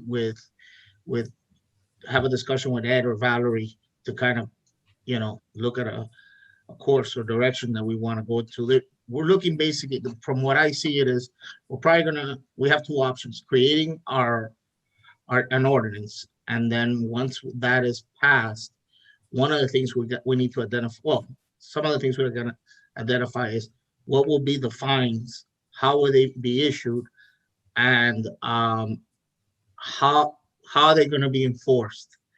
Because if it's obviously an officer or a code enforcement officer, a police officer, code enforcement officer, is it going to later on be able to be attached to a house? If it's a renter, does it go to the owner? There's a lot of questions that need to be asked. I see Ed grinning, so he knows this is not easy. I asked the other chiefs, how do they go about it? And I'm not going to lie to you, they all had different answers. And I was like, wow, that really wasn't helpful. So one of the paths I am going to look at, so option one would be us to create an ordinance and with discussions with our village attorney, try to come up with the best options. And option two is I spoke to Sally and the county to see if they will incorporate it into the civil citation program, which it wasn't incorporated there when we accepted it, we signed our agreement with the county. Then that will be helpful because then the officers will be able to cite them with the current civil citation tickets, and we would go through the county. The county has its own magistrate, through the county magistrate. So now let's turn the page. If we did our own ordinances, Ed knows this, we would have to offer a due process. So do we get a magistrate? Do we go through the code enforcement board when people want to appeal this? Because I'm looking at not only dogs without leashes, but I took it one step ahead, Commissioner Gonzalez, at also looking at when we have incidents where dogs actually bite people, where we can, cite them on the spot. And it would be, number one, you would deal with the implications of what occurred here in the village, and then later on, what they do civilly it would be another matter. So these are the discussions that still need to be had. I want to apologize to the commissioners and to the commission and Ed and Valerie for not having all the information, but this is a tough one. This is something that has to we really have to work through, but without a doubt, I want to bring this soon. I'll bring it soon. And also, commissioners and mayor, what we did is we took the Miami-Dade code and put it as part of the memo so that you can see what is on the books for Miami-Dade. And if we did want to do our own ordinance, does this make sense? Should we just copy and paste it? Do we like certain provisions of it? Do we not like certain provisions of it? Although it's not here in the memo, the last part G talks about the fines. That is $100 fine in the county, and then a repeat offense is 2.5 times that, which would essentially be 250. Then a third offense would be 3 times, and then a fourth would be 3.5 times. So it's an escalating cost there. So again, it's presenting some information so that we can start the discussion and hopefully get some discussion as to which direction staff should be dedicating time towards. I was always under the impression that the county rules would apply for us on this. I mean, we've cited people for having dogs running free before. When Mitch was our chief, I know we have. I think if we County followed, excuse me, the Miami-Dade code, that is so cumbersome. Most of it wouldn't affect us, but it's common sense that a dog has to have a leash on them. I mean, that's plain common sense. I don't know why we Well, even have to go further you than can't that. you can't go on common sense. You have to put it I in know, writing. I know, but You we can't. could vote on Unfortunately- sort of a leash. It's like normal, a leash. From what I understand, and maybe someone else should answer this, but if there's an unleashed dog, it's a county law, and Chief, step in here. It's the county that has to respond to that. I mean, I've actually called. It's ridiculous as it sounds, 911 about a dog running loose. I was afraid it was going to get hit. It was also biting me in the back of the leg while I was gardening. It was about this big, so I wasn't fearing for my life. But our police department did respond. It took a while. Because I had to get through all the things, but they came. And but so, Chief, can you explain to us right now if there was an unleashed dog outside the log cabin? And I call, who do I call and who can enforce it? And if the owner was there and the dog was off of a leash, could one of your officers right now write them a ticket? Ed, okay, let me answer the first part. If you called us, we're gonna always respond. And, because it becomes also a life safety issue where we don't want a dog to maul a child or an adult or harm anybody. Yep. So we're gonna do our best, and we're also gonna we'll ask dispatch to dispatch animal control. But Ed, if you don't mind, I hope I'm not throwing you under a bus. If you right now you don't have any answers, we can wait. But from what I've been told by the county police advisor and the county's office, that we cannot enforce misdemeanor county ordinances. Am I incorrect, Ed? Now, unless it's part of the village's code, that has to be enforced by county personnel.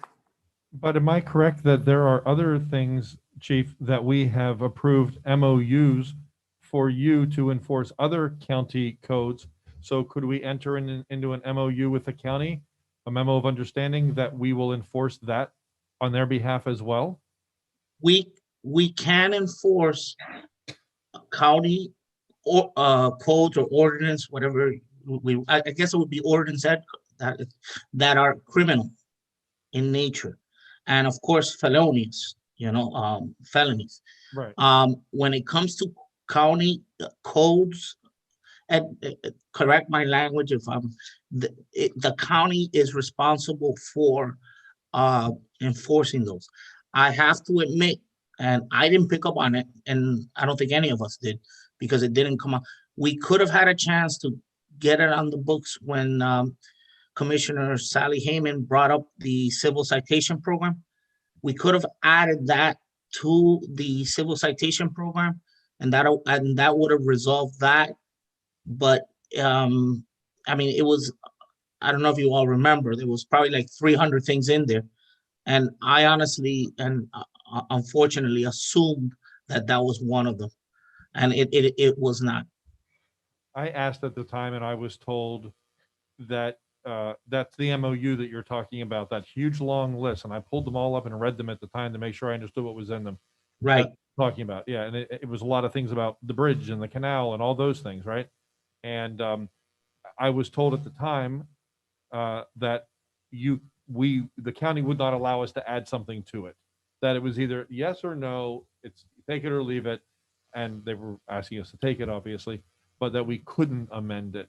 Can we go, Ed, can we go to the county and say, we'd like to add something to that? We'd like to enforce the leash law and take that off your plate here in our village? I don't More know. importantly, could we make our own ordinance with a leash law, for a leash law? I don't know if we can go to the county and ask them to add that, but you can certainly adopt your own ordinance. Yeah, that seems a lot easier. I mean, we can, and that's why I said Plan A, Plan B. Plan A would be us adopting ours. The only thing I ask is, because I have the wheels in motion right now. I did speak to our county representative, and she said that she would have absolutely no issue with it. I spoke to Yvonne Villar, the police legal advisor, and she's going to speak to the county attorney to see if there's any way that we can push that to the county commission. To push what? The chances are not great. I'm not, but I'm gonna try that in the next few days. That's what I'm working on. If not, then we'll continue working on another path with Ed to create an ordinance. And then obviously we would have to look at the amount that we would cite, and then we would look at the due process, right, Ed? We would have to create, could the code enforcement board hear it, or we would have to get a hearing officer, Ed? The code compliance board can hear it because it's a violation of our code. The only reason I brought up the MOU was I thought that might be an easier way to make it happen. Just slip it onto that list, and then it becomes automatically ours, like all that other stuff did. So if we were to do this, and by the way, I'm all in favor of it, so I'm a yes, no matter what the answers to all these things are. But I'm just curious, how would it be? Because I've witnessed it myself in the village, and I've gotten emails from people who got attacked. And, you know, I did some research on the topic, and lots of people in this country get killed every year by dog attacks. And if you watch Judge Judy, it's the #1 thing that goes in front of Judge Judy is dog attacks. And she has one breed of dog that she hates more than anything. Which is illegal in Miami-Dade. Which is illegal in Miami-Dade We see County. them all We see them over. all the time, including here in the village. So how would this be enforced if we had it? Would your officers go write tickets? See, that's not a household violation, it's a human violation. And typically it's going to be they're out walking their dog and it's off leash. So how would that work, Chief? If you see me walking Roscoe and he's off leash, are you going to stop me and give me a ticket? Is that how it works? And what if I don't have my ID on me because I'm out walking my dog in my jammies, you know? So, I mean, tell us how that would work. You're muted. Unmute. There you go. Roseanne, stop muting me. We would, preferably the citation goes to the individual that has the dog without a leash. We would ask them for ID. If they don't have an ID, we would ask them if they can have somebody bring it over. If not, we would ask them where they reside. We can check. All of our officers have laptops. They can check and confirm if the person lives at that property. And, you know, we'll do our due diligence in order to try to confirm the person's identity. But this is the catch, Commissioner. And I have to have the manager, obviously, and I or the manager will have further discussions with Valerie and Ed, is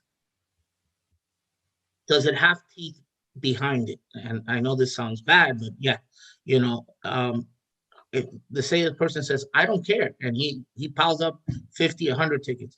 If you do that when you take a red light camera, they suspend your license. If you do that when parking, your tag gets suspended. And if you do that for other violations, your house gets liened. So you know, I'm trying to figure out, and that's probably where one of the obstacles will be, what can be done, and those are the discussions we're having. No, we need to further have, and I'm gonna have to rely on Ed and his team. I know, Mayor, that Commissioner Samara is also trying to chime in. I don't know, you want to look into that, Mario, and see if we can do our own ordinance and a leash law. I don't know that we could do that if there's a dog running, if it's not always, you know, a dog escapes out of your house. No, we can do a leash law. That's not against, I mean. What? The attorney said it. We can do a leash law. That's Yeah. That's not an issue. We can do that. But also, if there's an aggressive dog, the county animal control can step in. And I've called them in other areas when I had a patient of mine who was being attacked by a dog. I protected her, got her out of the way, called animal control, and they came and cited for the dog. Yeah, yes, you're absolutely right. Some of our officers, not all, some have the rods to be able to detain the dogs. Right now, our worst offenders, we have one ankle biter out there, and we have one bigger dog out there. But yeah, our officers will respond out there. And Mayor, Well, I'm all in Uh-huh. favor of it. Yeah, I Yeah, a think leash so. law. Absolutely. I'm in favor of leash law, but I also want to add if some stuff that we can add into this is for, I know we have a lot of times where pets get loose and the owners are losing pets.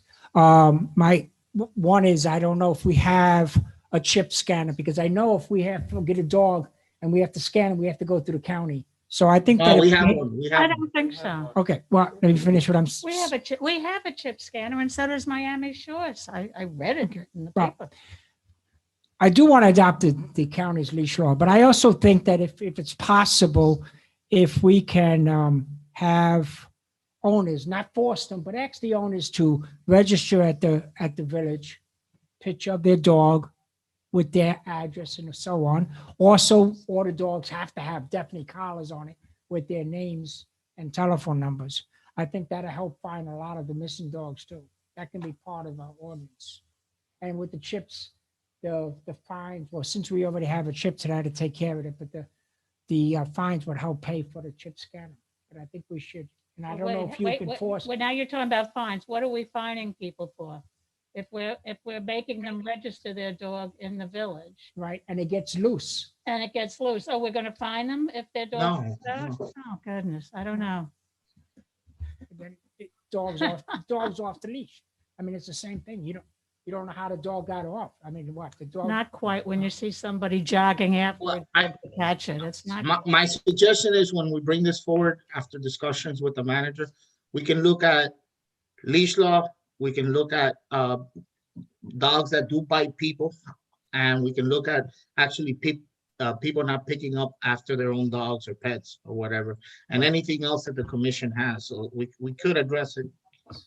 So I may ask a question of Ed then. Ed, would you be using this county code of ordinance as a model for ours? It depends on what we come up with. The reason I ask is, and I just have to say this, and eyes are going to roll. I see it coming already. I'm hoping you guys all read this. The very first paragraph is very interesting to me. It says legislative intent. It is deemed in the best interest of the health, safety, and welfare, blah, blah, blah, blah, blah, that this is what this is really all about. It's to take necessary precautions to prevent cutaneous worms from dog feces from getting onto people and making them sick. I've had this twice since I've lived in Biscayne Park. Twice I've had to go to the doctor, take some really nasty medication to kill the worms that were living under my skin. I had, my whole palm. I'll show you pictures. It'll gross you out. I had this giant thing. There were worms living in my hand twice, and it wasn't from dogs. It was from cats. It was from cats. Diagnosed by a dermatologist twice. Very expensive to get rid of and disgusting. So it's very interesting to me that the legislative intent of this is to prevent people from getting worms from dogs. Yet this village is overrun with feral cats, and they do the exact same thing. And those poor animals are forced to live on the streets, die from disease, die from getting hit by cars. It just is very ironic to me that this is all about that topic, and it's related to dogs only, when we have a very serious problem of cats that contribute to the exact same thing. Unfortunately, cats I understand that. are considered much different in the county code, and we cannot do anything on the feral Well, there are cat things we can do. We don't. There are things we can do. But at any rate, it's just very interesting to me for anyone who's listening who reads this ordinance at the county level. It's really about preventing people from getting worms from dogs. That's really what it's about.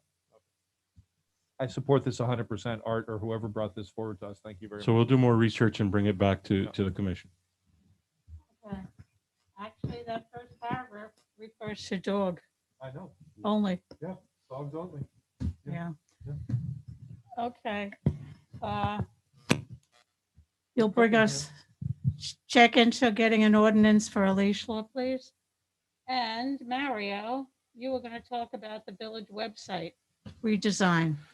In the essence of maybe trying to finish before 11 o'clock,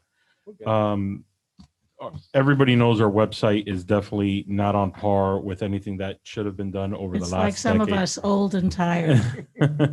And so the current vendor that does our website originally did the website many, many moons ago. And there are companies that do these things for government in which they have a certain template that they use for multiple cities and different other government agencies and things like that. This company hosts our website. They have the domain. They keep the security certificates and all that kind of things where all the information is stored. So we really don't have the opportunity to have a third party redesign everything and then plug that into the existing website. If we go with a third party, which is still an option, but if we go with a third party, it essentially eliminates everything that has ever been created, and you're starting from scratch again. So, in my opinion, this would probably fall under a possible sole proprietor, which is not an option within our code. It doesn't allow for it. It's not called all in our purchasing right now. I asked our current vendor what it is that we currently pay, what do we get, and if we want to redesign, how do we do that? And so they gave the proposal, which is in your packet. I recommended initially here the budget option, which not only addresses the design and the navigation of the website. That's probably the biggest component of the quote. For any website, you want to be about 3 clicks away from where you're trying to go. In government, people are on our website for maybe a few seconds, and then if they can't find it within 3 clicks, they're gone. And so you want to be able to do it right now. I think you can go through 20 clicks and still not find some things. So that is the biggest. Another component in the option is content rewriting of certain pages and things like that throughout the website, that they would do the heavy bulk of that. Then you have the biannual ADA review, in which they go through and make sure that everything on the website, the overall design, whether we do this additional service or not, will be ADA compliant, but everything within the website gets a review to make sure that everything is ADA compliant. And for the price, I think 2 times a year, that's great. If we do it yearly, that's above and beyond. I think we can do it every other year. And then finally, there's an additional component, a communication suite, which is different than what we have now. What we have now only allows for an email blast. And so this new suite includes being able to send out text messages in case of an emergency, do the email blast. You can create and design newsletters within the suite. So there's a lot more components to this, and there's different tiers.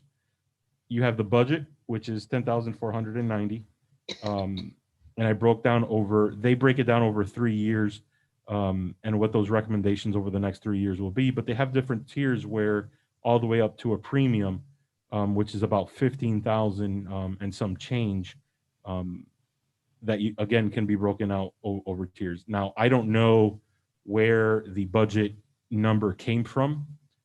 7,000. I don't know what the intent was, if it was a one-time shot or multiple. Is it carryover from multiple years, and we're just hopefully someone will address it. I've in government in the 15 years, and I've done 4. I've never seen a complete redesign at the level that we need at Biscayne Park for $7,000. If we go outside of the vendor, and we get a new graphic designer and programmer, and we do everything from scratch, my estimation will probably be that you'll be at about a $20,000 to $25,000 range for a completely brand new website starting from scratch. So there's different tiers and different options that we can have. I went with the cheaper version just because, although I would love to do the premium, I didn't know where this type of budget came from and what kind of appetite there was for it, but we definitely need something. So I was comfortable with at least the budget, although going all the way up to the premium or anything in between would only make it that much better. Is it possible that you can show us on the screen? Because I remember when I came to visit you today, you showed what website would look like. I think that would be. Absolutely. If you give me one moment, I'll try to bring out a couple examples. And Mario, do you remember how much that premium was over what the budget was? $15,750. So it's 5,000 difference? For the most part, yes.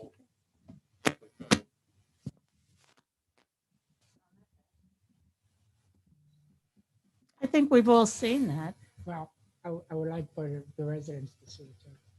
Okay, we don't have And too many it's- residents left. Because I'm in support of, I think we can do the $10,491. We can always upgrade it, give it the first year and see how it looks. Definitely, we have to do something. I'm not certain you can do that. I think once No. you know, it's not a matter of just like flipping a switch and upgrading it. It has No. to be built that way from the ground up. No, and then we pay for one upgrade and then we pay for it all over again the next year. I think we need to do it right at the start. I have no idea. Can I, in the interest of saving time, Jenny, can I say a couple of things while he's pulling it up? Sure. Just to fill this dead air. A resident said to me today, they put it the best way. It was in the most concise way. It's time for Biscayne Park's website to grow up. And I couldn't agree with that more. So I'm all in favor of the premium package. I'll stop now and let Mario show this. Yeah, I'm sorry to cut you off. So this Nope. is in the proposal. This was their example of premium, where you have a very clear organization for navigation of what can be done. This city has quite a bit on there, but as you continue to go through, you have shortcuts and highlights that you have, and then you have a better organization of what it looks like a little bit further as you go down. It also makes it all mobile friendly, which right now our website is not. And right now, if you look at our website, essentially you have a lot of dead space on both the left and right side of the page, where this makes sure that it takes up the entire width of the page. And so you start seeing a little bit more aggressiveness. You see how they're able to include the social media icons for the city, so it's easy to get to that information as well. Mario, will you be able to make payments online? There is an option to make payments online. Yes, that's a coding issue, and Boy, and if it they would could give allow us an ocean, that would be really nice. it. An ocean would be nice. Yes. Okay, Mario, is the mobile friendly version only available through the premium package? No, mobile friendly. If we look at the proposal correctly, all of the designs would be mobile friendly. Okay. Would residents be able to access in any of these packages? Would they be able to? I'm assuming they'll be able to access more information directly than we have available on the website now. Yes, absolutely. Okay. Would it also include? I was going to ask about payments. Would they also be able to see their permit history and all of that be built into here? So that would be accessible. Like basically, I think what you guys call the street file. Would that kind of information be able to be included in this? So because it's all public, I understand. Yes and no, Commissioner, to be completely honest. So one thing, could we create the page that has the link that takes into the information? Yes, because it's a completely separate system from the website that It would all just that be information is hyperlinked. It would be held. hyperlinked, but it would be in there. Correct. Okay. Now, I wouldn't recommend it because then what has happened in other cities in the past is people then start looking up other people's violation to use that against them for whatever purposes. Where yes, it's public record. However, it's much different having to make the public records request than just going online and then, oh, look, this person got all of these violations. Is that the type of neighbor you want? It could have just been because for whatever reason. Public records request is an email to Roseanne and you get it pretty short order. Okay. I asked you that on my own. I don't need to ask that again. We don't own, just so everyone's clear, we don't own this product. So the company that is hosting it, these are templates that they use. So we don't own this website. So if we ever left, we ever left them, we'd have to go back and build it from scratch with somebody else because we don't get to take the product with us. In the private sector, I had a company create my company's website a couple years ago, and I had that put in the contract that we own the website. So if we ever stopped using them for maintenance and things, then we would take the web. We haven't done that, but we could take the website with us. If that were possible, I've already asked Mario this. If it were possible to negotiate that, that might be a good thing for us to have the ability to own our website. My other concern, and I've already talked to Mario about this, is there's a lot of writing that goes into a website, and I'm not certain how much of that is included in the price. But at a certain point, you may have to have people write some things because you have to provide a certain amount of material to the people who are doing it. And again, all of this can be negotiated, but I'm a stickler for good writing. The quality of the writing on a website, it's different writing for a website than writing in other ways. So it's important that that get done well. Bottom line is, here's my opinion on it, just so I'm completely clear. We're going to do this, which we need to. I hope we agreed to do it tonight. I think we need to go the full all out, and we need to get the premium package, get the upgrades, the communication suite.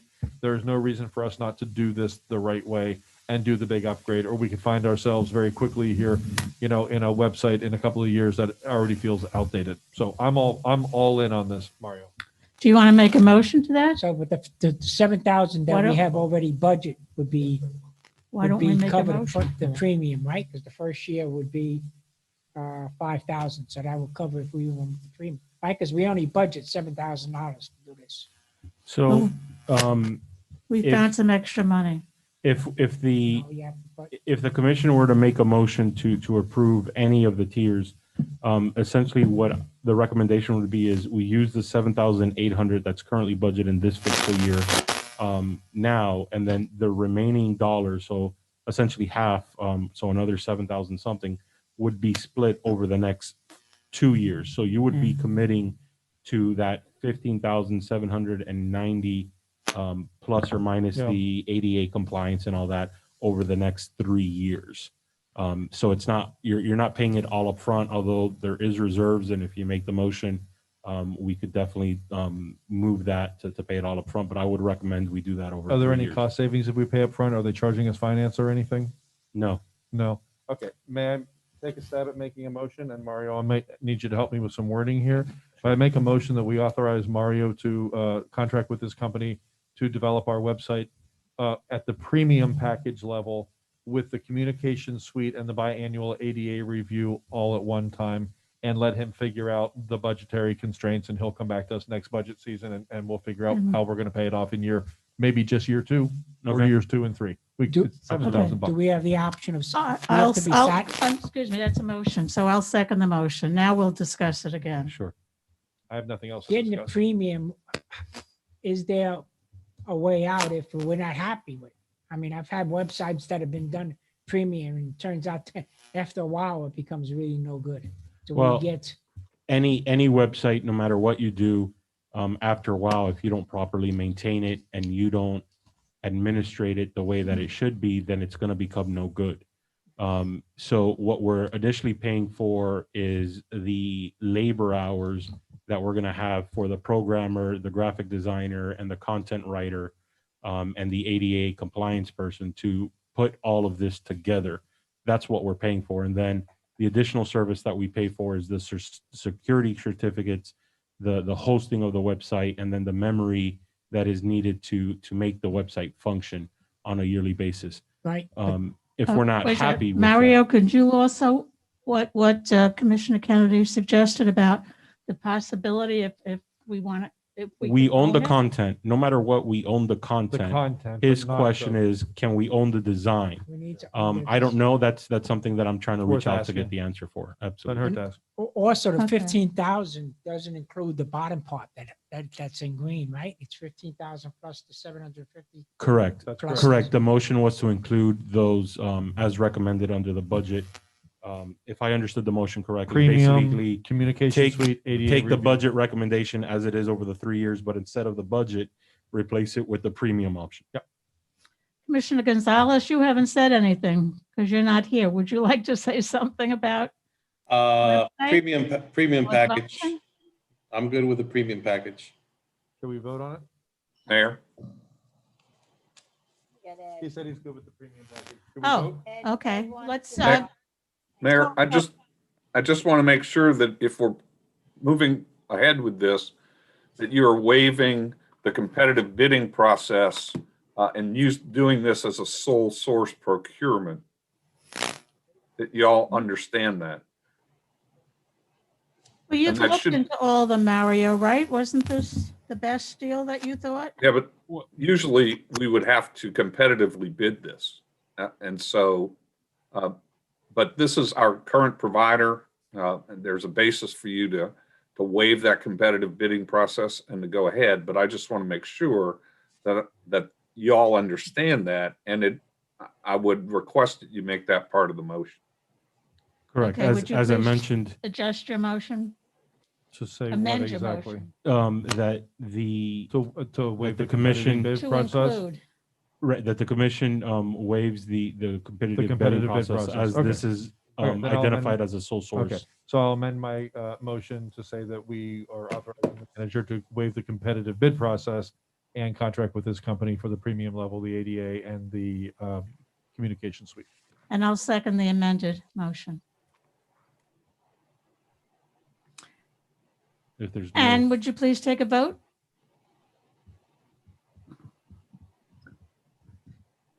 Commissioner Kennedy, Yes. Mayor Halpin, Yes. Commissioner Hammerberg, Yes. Commissioner Samara, Yes. Vice Mayor, Yes. 5-0. Okay, is there any request for things Yes, I have one to be item that placed on the next meeting's agenda? Yes, I have an item that I'd like to put, I'm gonna be putting on other items, but just one item. We have our Biscayne Park 90th anniversary coming up at the end of December. I'd like to find out if it's possible to have a discussion about putting a time capsule to where residents that have lived, we can put stuff in a time capsule and figure out what the commission timeline, do we want to open it up at that 100th anniversary, which is only 10 years, or do we want to have it longer? I think that'd be something that'd get community participation, because I've had some residents that said, oh yeah, that'd be a great idea. I got some stuff. I've been in this village a long time. And I just think a time capsule will be something nice that we can do. So I'd like to have a discussion about that at the next, At the next, at the April can meeting. you write up a Yes. proposal? Yes, the city And manager. give us said- some ideas and we Yes. can discuss it at Yes. next month's meeting? Yes. Okay, are there any other items before we entertain a motion to Mayor? adjourn? What's the matter, Roseanne? Mayor need to schedule a meeting to variance hearing. Oh, we have to We have a schedule variance a meeting for the submitted. variance. Yes, Uh, When do they want it done? need, Sure, yesterday, right? we need more than 1 month to advertise, to send all the notice. So I suggest maybe So give a us week give after us a date that you think. maybe 1 week after the April commission meeting. I'm April 13th, Tuesday? Tuesday, April 13th? April 13th. That works for me. And April Valerie, 13th we need for to hear from everybody. you. It's the beginning of Ramadan, by the way. Yeah, My phone said. this is for what, a variance? Yes. The variance. We don't have to have a special meeting to consider a variance. Well, the commission after on the 2020, they request that every variance be heard separate our regular commission meeting. Yeah, because it's That's taking why too I'm long to bringing do the this. variance at a commission I'm meeting. fine with doing a second reading for it. I Okay. think The residents feel rushed when they're coming in for a variance. I'm April sorry? 13th works for me. Does that look pretty good for everybody? We can always. Art, how's that look for you? Art says yes. Judy, you're good? Good for That me. should be okay. At, I Judy, it's guess, up to you. like 7 o'clock? Yeah, it can be earlier. I just, in the future, I want to. You think earlier? 6 Yeah, special commission meetings usually. Okay, is 6 o'clock 6:30. okay with everybody? 6 works for me. How about you, Commissioner Gonzalez, Vice Mayor Gonzalez? Is 6 Uh, o'clock good for you on the Perfect. 13th? Perfect. Commissioner Samaria? Yeah. Commissioner? It's a No, variance. variance is It not a short depends. meeting. I can't say short or It's the long. only item. And we need to be prepared that in the future, the You can't tell. You don't know. chicken thing is going to be coming Never back know. up. Okay, so tentatively is set for April 13th at 6 o'clock. Okay. And of course, that's always subject to change. And I will entertain a motion to adjourn. I make a motion to adjourn. I second that. All in favor, say aye. Aye. All opposed, we'll shoot you. Good night, everybody. Have a very Bye. pleasant evening. Oh.